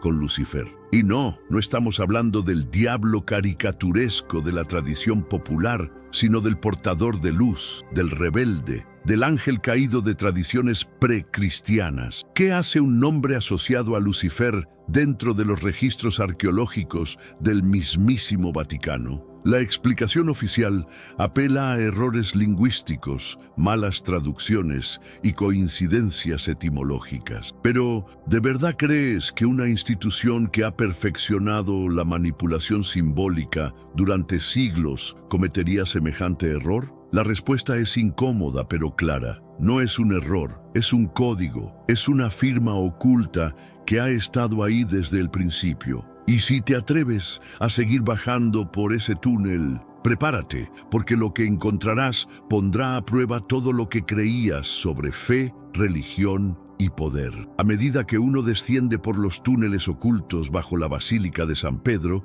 la sensación es inequívoca. Aquí no estamos frente a simples restos arqueológicos. Lo que yace oculto bajo tierra es una red de cámaras que no solo guardan cadáveres, sino secretos destinados a nunca ver la luz. Entre todas las tumbas, el mausoleo U destaca por las teorías que lo rodean. ¿Por qué su simbología difiere tanto del resto? ¿Por qué algunos grabados parecen referirse a figuras que, según la doctrina cristiana, deberían ser condenadas? Algunos investigadores sostienen que en esas criptas se encuentran referencias directas no solo a Lucifer como concepto, sino a su veneración dentro de círculos internos del propio Vaticano. Las excusas oficiales siempre apuntan a malentendidos lingüísticos, que Lucifer, en latín, significa portador de luz y que no tiene nada que ver con el diablo. Pero seamos claros, cuando ese nombre aparece repetidamente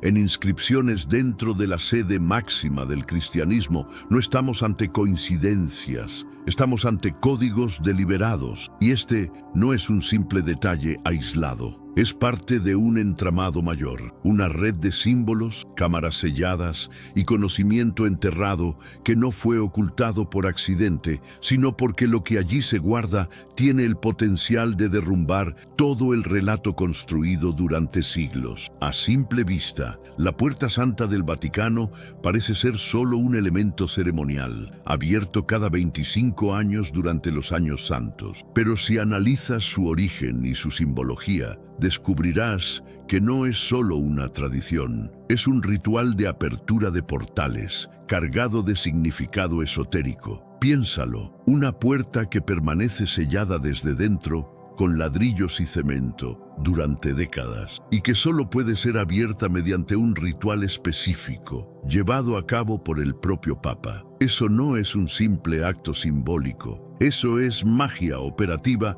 disfrazada de fe. En múltiples tradiciones esotéricas, una puerta sellada representa la barrera entre dimensiones, un umbral que, al abrirse, permite el paso de energías, entidades o influencias que no son de este mundo. No es un simple acceso físico, es un dispositivo ritual, un portal cargado de intención. ¿Realmente crees que toda esa ceremonia con himnos específicos, letanías, incienso y oraciones codificadas es solo folclore religioso? No. Es la activación de un mecanismo oculto, un acto de sincronización con fuerzas que operan más allá del plano visible y que definitivamente no están ahí para tu salvación. Millones de personas asisten o miran por televisión las majestuosas ceremonias del Vaticano, pensando que son expresiones puras de devoción. Pero la realidad es mucho más oscura. Lo que el mundo ve como misa, bendición o acto litúrgico es, en muchos casos,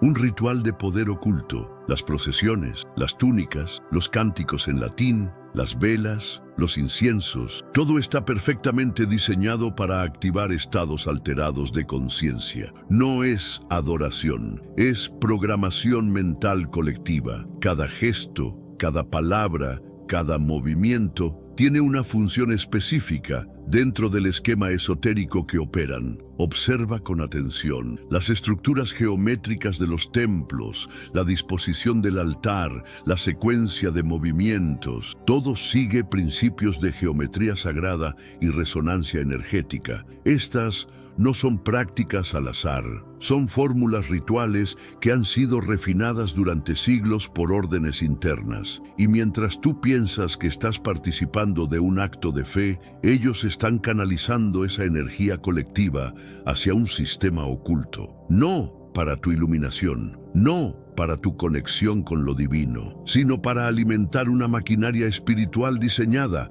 no para liberar, sino para someter. Muchos creen que el nombre Lucifer fue desterrado del cristianismo, que es un tabú absoluto. Pero aquí viene el golpe de realidad. El propio Vaticano sigue pronunciando su nombre y lo hace en sus rituales oficiales. Durante la vigilia pascual, uno de los momentos más sagrados del calendario católico, el canto del Exultet incluye la frase Flammas eius Lucifer matutinus inveniat, que traducido significa que el lucero matutino lo encuentre ardiendo. Y continúa, ese Lucifer que no conoce ocaso. No es un error, no es una metáfora perdida en el tiempo, es parte de la liturgia actual. La excusa oficial es que Lucifer se refiere al planeta Venus, el portador de luz. Pero detente a pensar, si esa interpretación fuera tan inocente, ¿por qué no actualizaron el texto en siglos? ¿Por qué no quieren?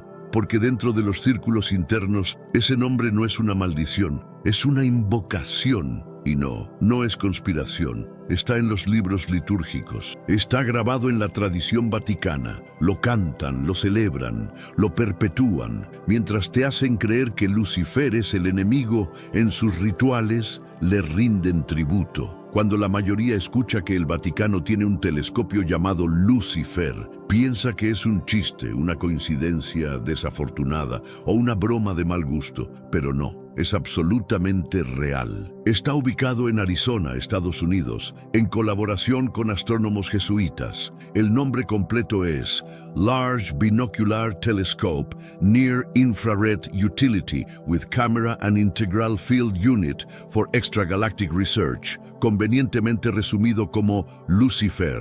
Y aquí empieza lo inquietante. ¿Qué hace la organización religiosa más poderosa del mundo escaneando el espacio profundo? No es un telescopio cualquiera. Su capacidad permite observar galaxias distantes, objetos invisibles al ojo humano y fenómenos cósmicos de altísima energía. ¿Por qué el Vaticano invertiría en eso? Porque su interés no es solo teológico, es cosmológico, es metafísico. Buscan algo, y no es precisamente a Dios. Piensa en esto. Una institución que durante siglos persiguió a astrónomos, quemó herejes y negó la ciencia. Ahora opera uno de los telescopios más avanzados del planeta. ¿Qué están buscando allá afuera? ¿O acaso están vigilando lo que podría venir de allá? El Vaticano ha perfeccionado durante siglos el arte de la ilusión, lo que presentan al mundo como un centro espiritual, un faro de fe y moralidad.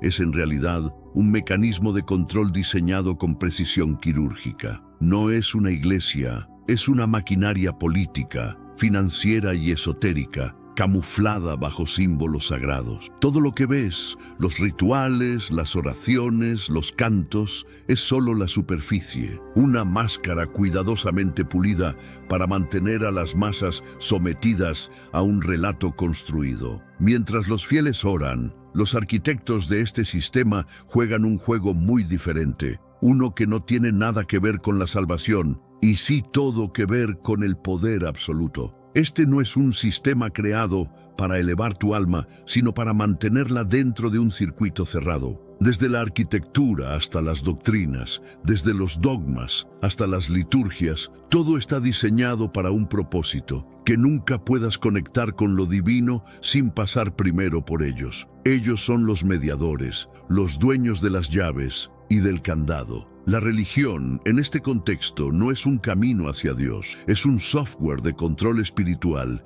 instalado desde la infancia. Porque mientras crees que te están salvando, en realidad te están programando para nunca salir del laberinto que ellos mismos construyeron. Pocos eventos han sido tan meticulosamente ocultados como el que, según insiders como el padre Malachi Martin, ocurrió en 1963 dentro del Vaticano. Lo que se describe no es una simple ceremonia simbólica, sino la entronización literal de Lucifer como la nueva fuerza espiritual al mando de la institución. Sí, lo que acabas de leer es real. Y no fue un solo ritual, fue una ceremonia coordinada realizada simultáneamente en el Vaticano y en un punto específico en Estados Unidos. Un acto diseñado no para bendecir a la Iglesia, sino para redirigir toda su energía hacia una nueva entidad, una nueva autoridad en la sombra. Malachi Martin no era un loco marginal, era un sacerdote jesuita poliglota, asesor de varios papas y con acceso directo a los niveles más altos del poder vaticano. Cuando decidió romper el silencio, las entrevistas fueron censuradas, los registros desaparecieron y su vida se convirtió en un campo minado de amenazas. El resultado de aquel evento es visible hasta hoy. Después de 1963, la transformación del Vaticano no solo fue doctrinal, fue simbólica, estructural y espiritual. Las puertas se abrieron no al cielo, sino a otra cosa, algo mucho más oscuro. Y si crees que eso es imposible, es porque ellos han hecho un trabajo perfecto para que así lo pienses. La Compañía de Jesús, mejor conocida como los jesuitas, nació oficialmente como una orden misionera y educativa. Pero detrás de su fachada académica se esconde la estructura de inteligencia más eficiente y sofisticada que ha existido dentro de cualquier institución religiosa y quizás del mundo. Los jesuitas no son simples sacerdotes, son estrategas, lingüistas, maestros del engaño, de la persuasión y del control psicológico. Su entrenamiento incluye no solo teología, sino también técnicas de contrainteligencia, manipulación de masas y operaciones encubiertas. Su verdadero campo de batalla no es el púlpito, es el tablero geopolítico. No es coincidencia que el actual Papa Francisco sea el primer papa jesuita de la historia. No es casualidad, es la culminación de un plan de infiltración y control que lleva siglos en ejecución. Porque mientras el mundo mira al Papa como un hombre de paz, los verdaderos operadores están detrás de él, en sotanas negras, no blancas. El llamado Papa Negro, título del superior general de los jesuitas, es quien realmente maneja los hilos. El Papa Blanco es la cara visible. El Papa Negro es el CEO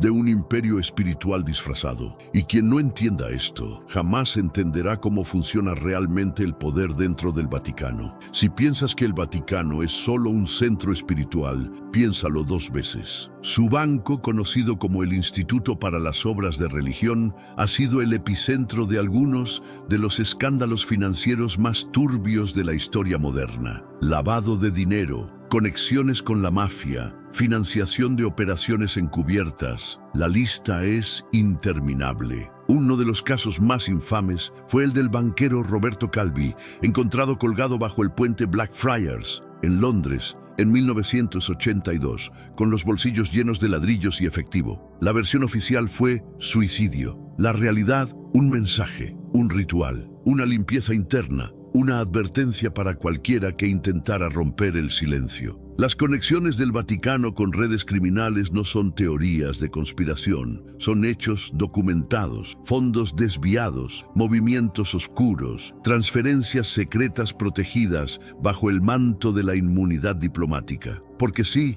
el Vaticano es un Estado soberano y intocable. Mientras la fe mueve millones de almas, el dinero mueve el verdadero poder. Y detrás de cada misa, de cada procesión, de cada oración, hay un entramado financiero que sirve a intereses que no tienen nada que ver con la salvación. Y todo con la bendición de las sotanas. Camina por cualquier rincón del Vaticano y presta atención. Verás obeliscos egipcios, piñas gigantes que representan la glándula pineal, soles, espirales, cruces invertidas y estructuras que remiten más a cultos paganos que al cristianismo que predican. La gran piña del patio de la Piña, por ejemplo, no es un simple adorno, es un símbolo esotérico de iluminación, de activación de la conciencia. ¿Qué hace un símbolo de origen babilónico y egipcio en el centro del Vaticano? No es casualidad, es legado, es herencia de tradiciones ocultas, absorbidas y recicladas bajo nueva apariencia. Observa el obelisco en la Plaza de San Pedro. Fue traído directamente de Heliópolis, Egipto,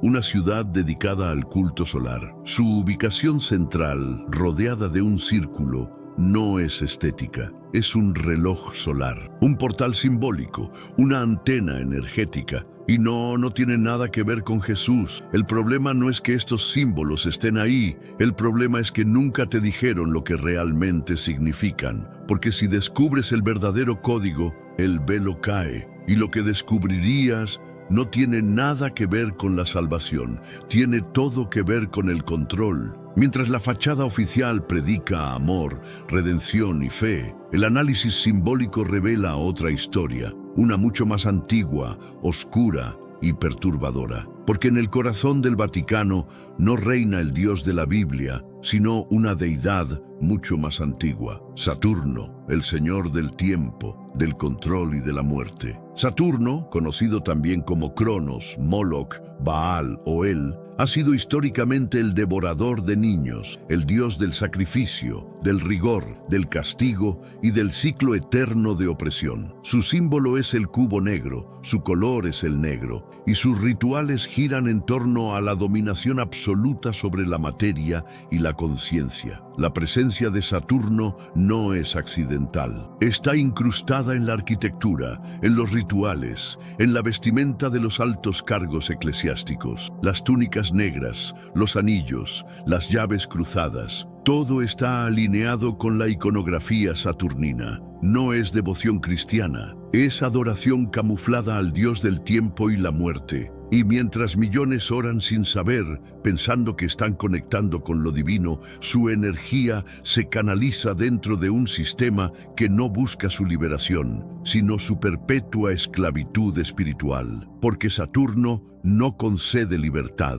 Saturno exige obediencia, sacrificio y sometimiento absoluto al orden establecido. Si Saturno es el dios oculto del Vaticano, su firma está por todas partes. Y su símbolo más poderoso es el cubo negro. Lo encuentras codificado en pisos, estructuras, altares y patrones arquitectónicos que, a simple vista, parecen decorativos, pero son mucho más. La razón es simple. El cubo es la representación tridimensional del hexágono, y no es casual que en el polo norte de Saturno exista un fenómeno atmosférico único, una tormenta hexagonal perfecta que se traduce geométricamente en un cubo cuando se observa en 2 dimensiones. No es solo astronomía, es simbología cósmica convertida en herramienta de poder.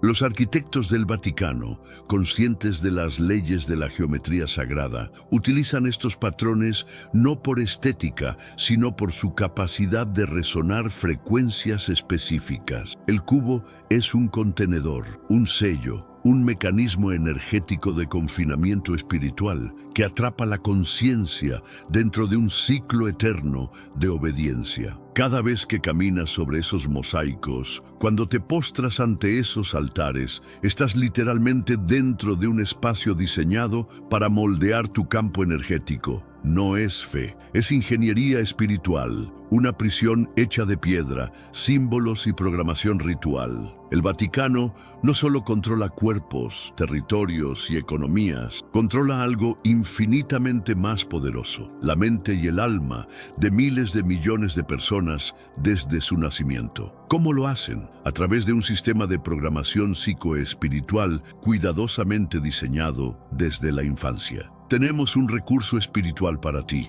Caminos de la Revelación, un libro para comprender las profecías y fortalecer tu fe. Lo encuentras en el primer comentario. Léelo, compártelo y prepárate espiritualmente para lo que está por venir. No esperes a que otro desastre te obligue a mirar hacia arriba. Hoy es el día aceptable. Hoy es el tiempo de actuar con fe. Fortalécete en la palabra. Profundiza en la oración y rodea tu vida de personas que también estén buscando a Dios de todo corazón. Desde el primer momento que un niño es bautizado, se le introduce en un ciclo de rituales que condicionan su percepción de la realidad. La confesión, la comunión, la confirmación, las misas, no son actos de fe inocentes. Son procedimientos de imprinting mental, diseñados para crear estructuras internas de obediencia y culpa. Cada oración repetida, cada gesto litúrgico, cada imagen de sufrimiento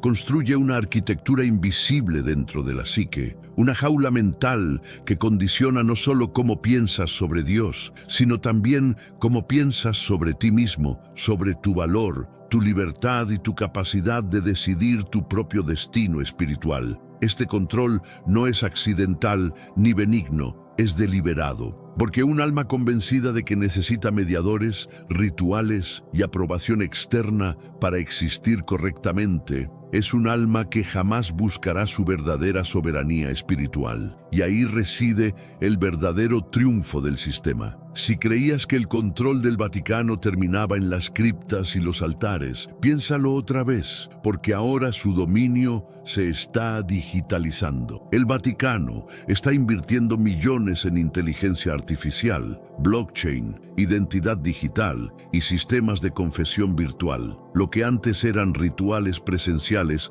ahora se están transformando en algoritmos. Pronto, no necesitarás ir a un confesor humano. Una aplicación lo hará por ti, y con ello tus pecados, tus pensamientos, tus debilidades quedarán registrados en bases de datos que no desaparecen nunca. Piensa en lo que esto significa. Vigilancia espiritual 24/7. Un Dios artificial que no duerme, no olvida y nunca te perdona, a menos que el sistema lo permita. Este no es el futuro, ya es presente. Ya están desarrollando marcos éticos de IA religiosa y protocolos de confesión automatizada. El control del alma, que antes se hacía con campanas, incienso y latín, ahora se hará con sensores biométricos, perfiles digitales y contratos inteligentes, porque la nueva catedral no tiene vitrales ni altares, tiene servidores, pantallas y líneas de código. Llegados a este punto, algo ha cambiado dentro de ti, porque la información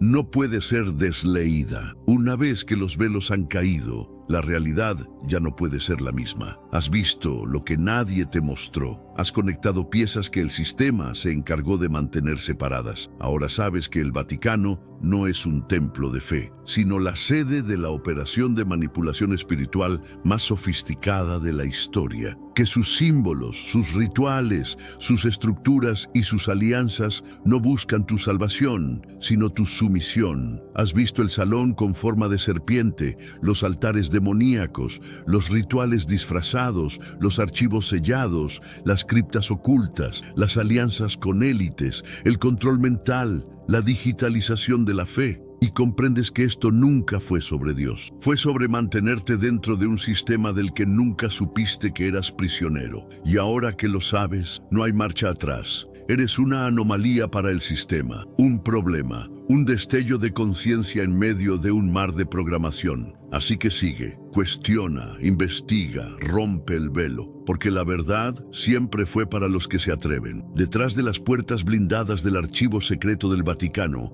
rebautizado como Archivo Apostólico para suavizar su imagen, se esconde una de las colecciones de conocimiento más peligrosas y devastadoras del planeta. No estamos hablando de simples manuscritos religiosos. Hablamos de documentos que pueden derrumbar civilizaciones enteras y alterar la percepción de la realidad espiritual de la humanidad. Más de 50 kilómetros de estanterías repletas de pergaminos, textos prohibidos, grimorios ancestrales, tratados sobre alquimia, astrología, magia ceremonial y registros de pactos con entidades que jamás fueron mencionadas en las homilías dominicales. Aquí no hay evangelización, hay ocultismo puro, conocimiento reservado solo para la casta interna. El acceso es casi imposible. Solo académicos seleccionados, bajo autorizaciones papales y revisiones extremas, pueden consultar algunos documentos y jamás deambular libremente,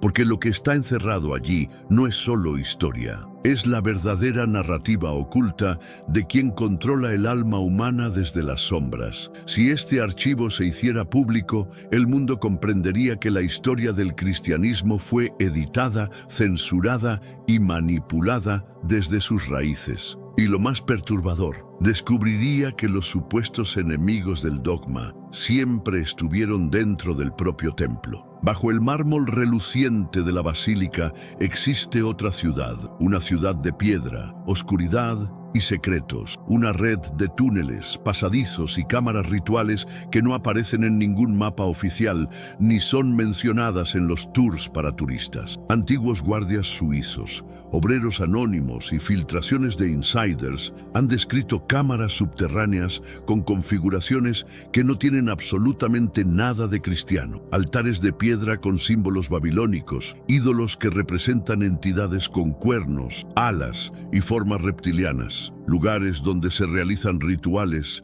que jamás serán mostrados al público. Estas estructuras no son simples reliquias arqueológicas, siguen activas, son el corazón operativo del sistema oculto del Vaticano. Espacios diseñados para canalizar energía, realizar invocaciones y mantener la red de control espiritual funcionando a niveles que la mayoría ni sospecha. Lo que hay bajo el Vaticano no es solo historia, es una maquinaria espiritual diseñada para perpetuar la dominación energética sobre la humanidad, una red subterránea donde lo sagrado y lo profano se mezclan, y donde los velos de la realidad se rompen por completo. Detrás de los vitrales, las túnicas y las cruces, hay un culto silencioso al linaje, no al linaje de fe, sino al linaje de sangre. Las élites del Vaticano entienden algo que jamás enseñan en los sermones, que la sangre es el vehículo del poder espiritual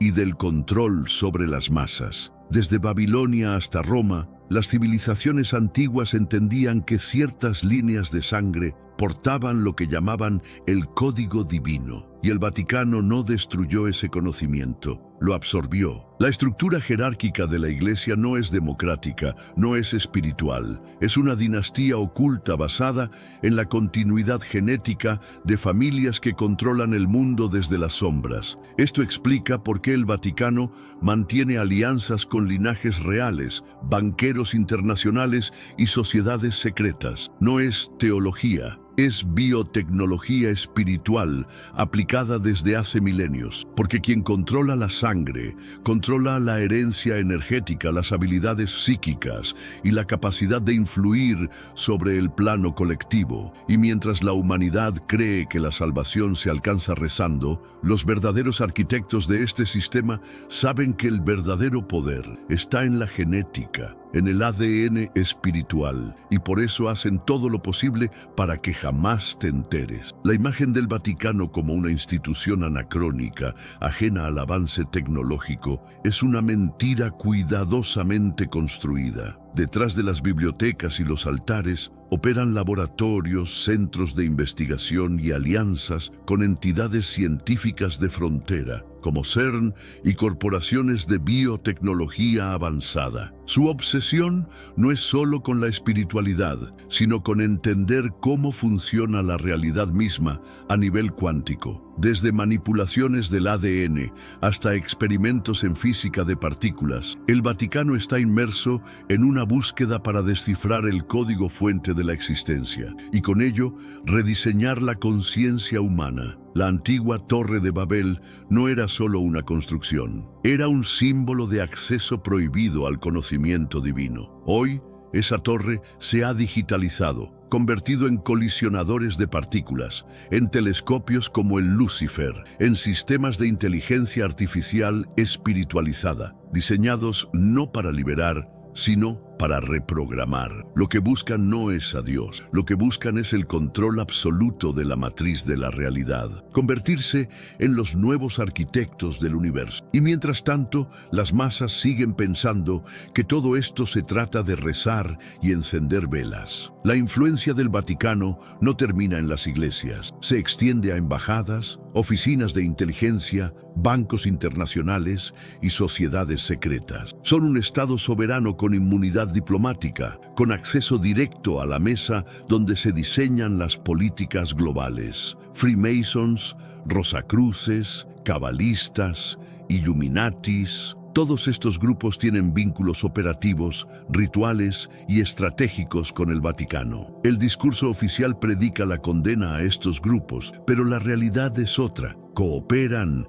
intercambian símbolos, conocimientos y estrategias de control social y espiritual. Este no es un conflicto de fe, es un tablero de poder donde las piezas son gobiernos, bancos, medios de comunicación y sistemas educativos, y donde el Vaticano opera como el centro espiritual de una red que abarca desde las élites financieras hasta las logias más secretas. La paradoja es brutal. Mientras te enseñan que debes rechazar lo esotérico y oculto, ellos lo practican a puerta cerrada. Mientras condenan públicamente a las sociedades secretas, en privado son sus principales aliados, porque todo es teatro, y el verdadero guión se escribe en la sombra. Nada condiciona más la mente humana que el trauma, y los arquitectos del Vaticano lo saben desde hace siglos. Por eso, muchos de sus rituales están diseñados para generar miedo, culpa y sumisión. No es fe, es programación basada en trauma. Desde imágenes de tortura, crucifixiones,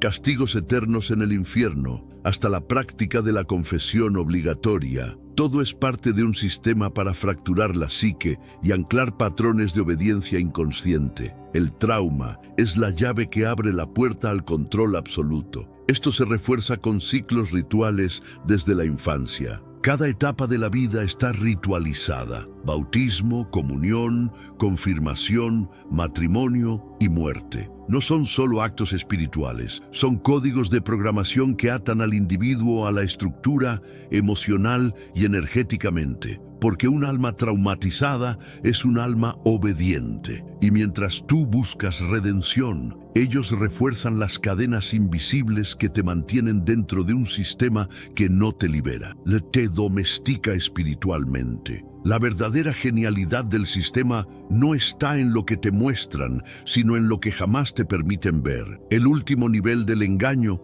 es hacerte creer que eres libre, que eliges, que piensas, cuando en realidad tu alma fue codificada desde el primer día dentro de una red invisible de control espiritual. El lenguaje, la simbología, los rituales, la narrativa de culpa y redención, todo funciona como un software implantado en la conciencia humana. Una estructura que te impide conectar directamente con lo divino, obligándote a depender de intermediarios, de rituales, de permisos espirituales que solo ellos pueden conceder. Y mientras tu cuerpo vive en el siglo XXI, tu alma sigue atrapada en una arquitectura energética medieval diseñada para reciclarte vida tras vida, generación tras generación, dentro de los mismos patrones de servidumbre espiritual. La pregunta final es devastadora. ¿Estás dispuesto a romper el código? Porque una vez que lo ves, ya no puedes no verlo. Y el sistema lo sabe y te teme. ¿Y si te dijera que hay casi 2 décadas de la vida de Jesús que permanecen envueltas en sombras y que casi nadie habla de ello? Entre los 12 y los 30 años, los evangelios canónicos guardan silencio absoluto. No hay registros, no hay palabras, no hay testigos, solo un vacío. ¿Dónde estaba el hombre que cambiaría el curso de la humanidad durante esos años cruciales? ¿Por qué este silencio? ¿Qué se oculta tras esta laguna de casi 2 décadas? Este no es solo un enigma teológico, es una herida en la cronología sagrada que ha inquietado a investigadores, teólogos y creyentes durante siglos. Imagina un libro sagrado al que le faltan páginas esenciales. Así se siente este misterio. ¿Acaso se ha omitido algo deliberadamente? La verdad ha sido enterrada bajo los cimientos del dogma. Este documental no es para quienes aceptan todo sin cuestionar. Es para quienes tienen el coraje de mirar más allá del velo, de abrir los ojos y explorar lo que siempre estuvo frente a nosotros, pero nunca fue dicho. A lo largo de los próximos minutos, vamos a viajar por desiertos antiguos, recorrer manuscritos olvidados, visitar monasterios en el Tíbet y revivir teorías suprimidas por siglos. Revelaremos fuentes que no se leen en las misas, que no aparecen en catecismos, pero que han sido preservadas por sabios, viajeros y buscadores de la verdad. Historias que podrían transformar por completo nuestra visión del Nazareno. Y si creías que lo sabías todo sobre Jesús, te prometo que este viaje cambiará tu percepción. Vamos a escarbar en lo prohibido, en lo perdido, en lo que incomoda, porque la historia no siempre la cuentan los que la vivieron, sino los que decidieron qué debía ser recordado.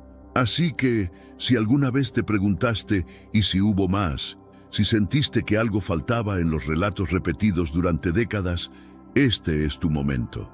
Quédate conmigo. Aún estamos comenzando, y lo más revelador está por venir. Pero para entender el misterio de los años perdidos de Jesús, necesitamos mirar más allá de lo que se encuentra en los libros aceptados por la Iglesia.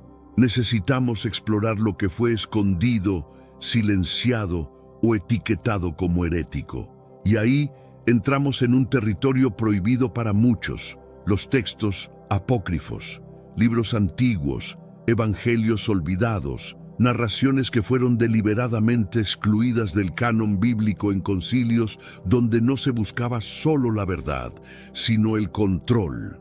Los textos apócrifos, una palabra que no por casualidad significa oculto o secreto, son piezas esenciales para completar el rompecabezas.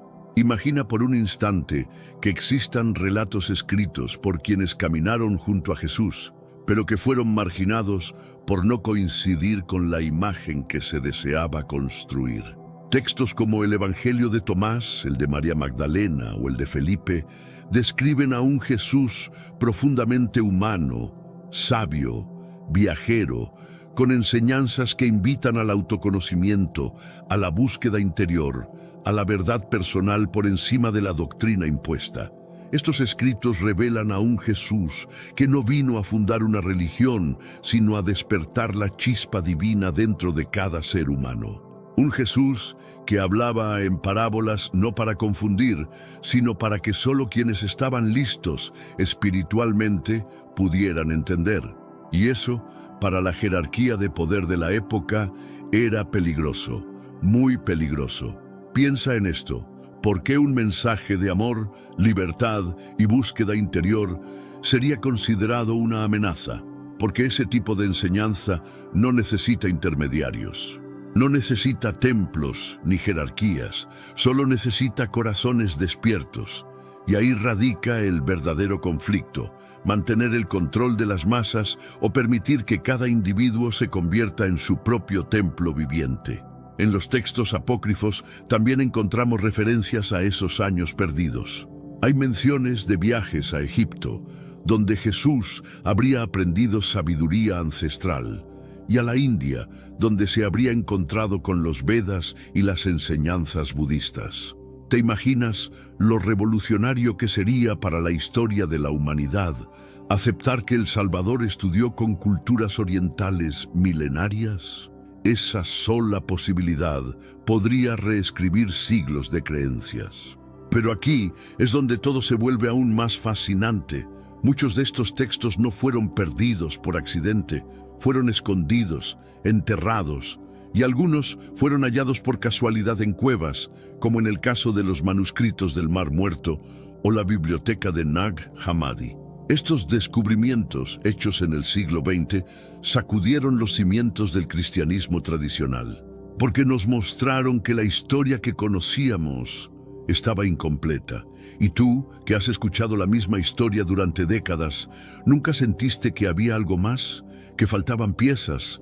No es una intuición equivocada, es el llamado de la verdad que siempre ha estado allí, esperando ser redescubierta.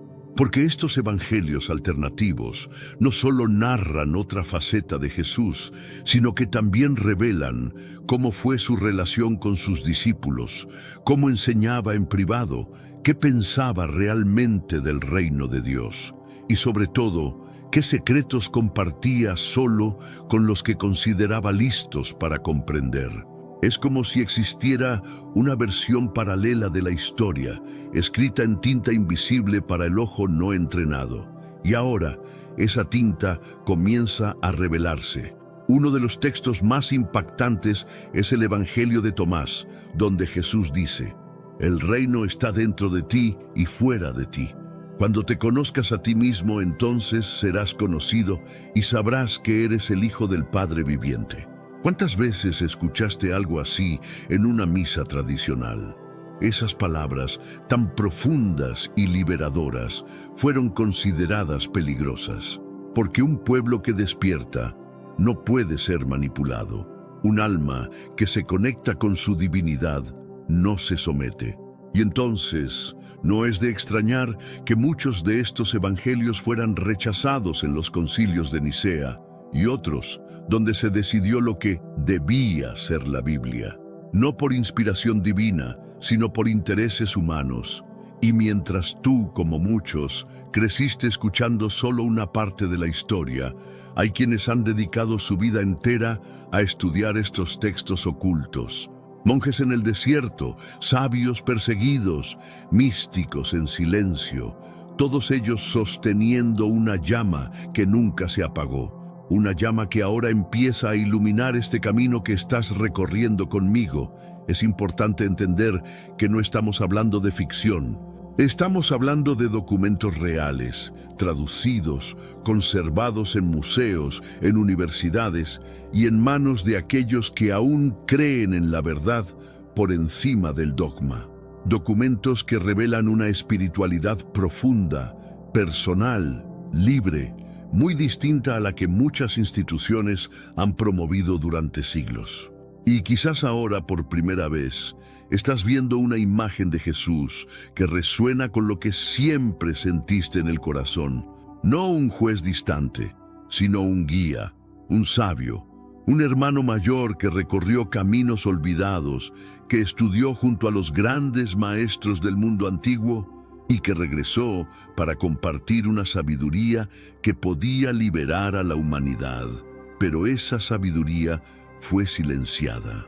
Y sin embargo, como el eco de una verdad que no muere, esos textos sobreviven y tú los estás redescubriendo, porque estás aquí, escuchando, cuestionando, abriendo tu mente y tu corazón, y eso ya es parte del despertar. Y todavía no hemos llegado a lo más asombroso, porque lo que estos textos revelan se conecta con otros misterios que la historia oficial evitó mostrarte. Vamos a seguir profundizando, porque las piezas ocultas de este rompecabezas sagrado apenas comienzan a encajar.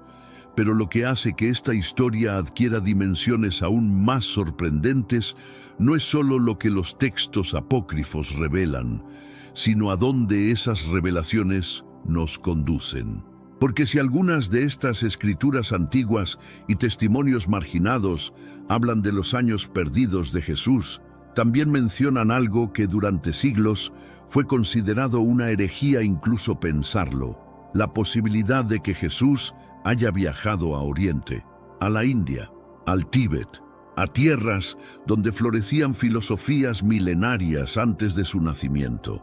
Religiones que hablaban del alma, del karma, de la compasión y del despertar espiritual. Y si Jesús no solo viajó, sino que estudió con los sabios de estas tierras sagradas, piénsalo un instante. ¿Por qué no hay ninguna referencia en los evangelios canónicos a esos años formativos entre los 12 y los 30,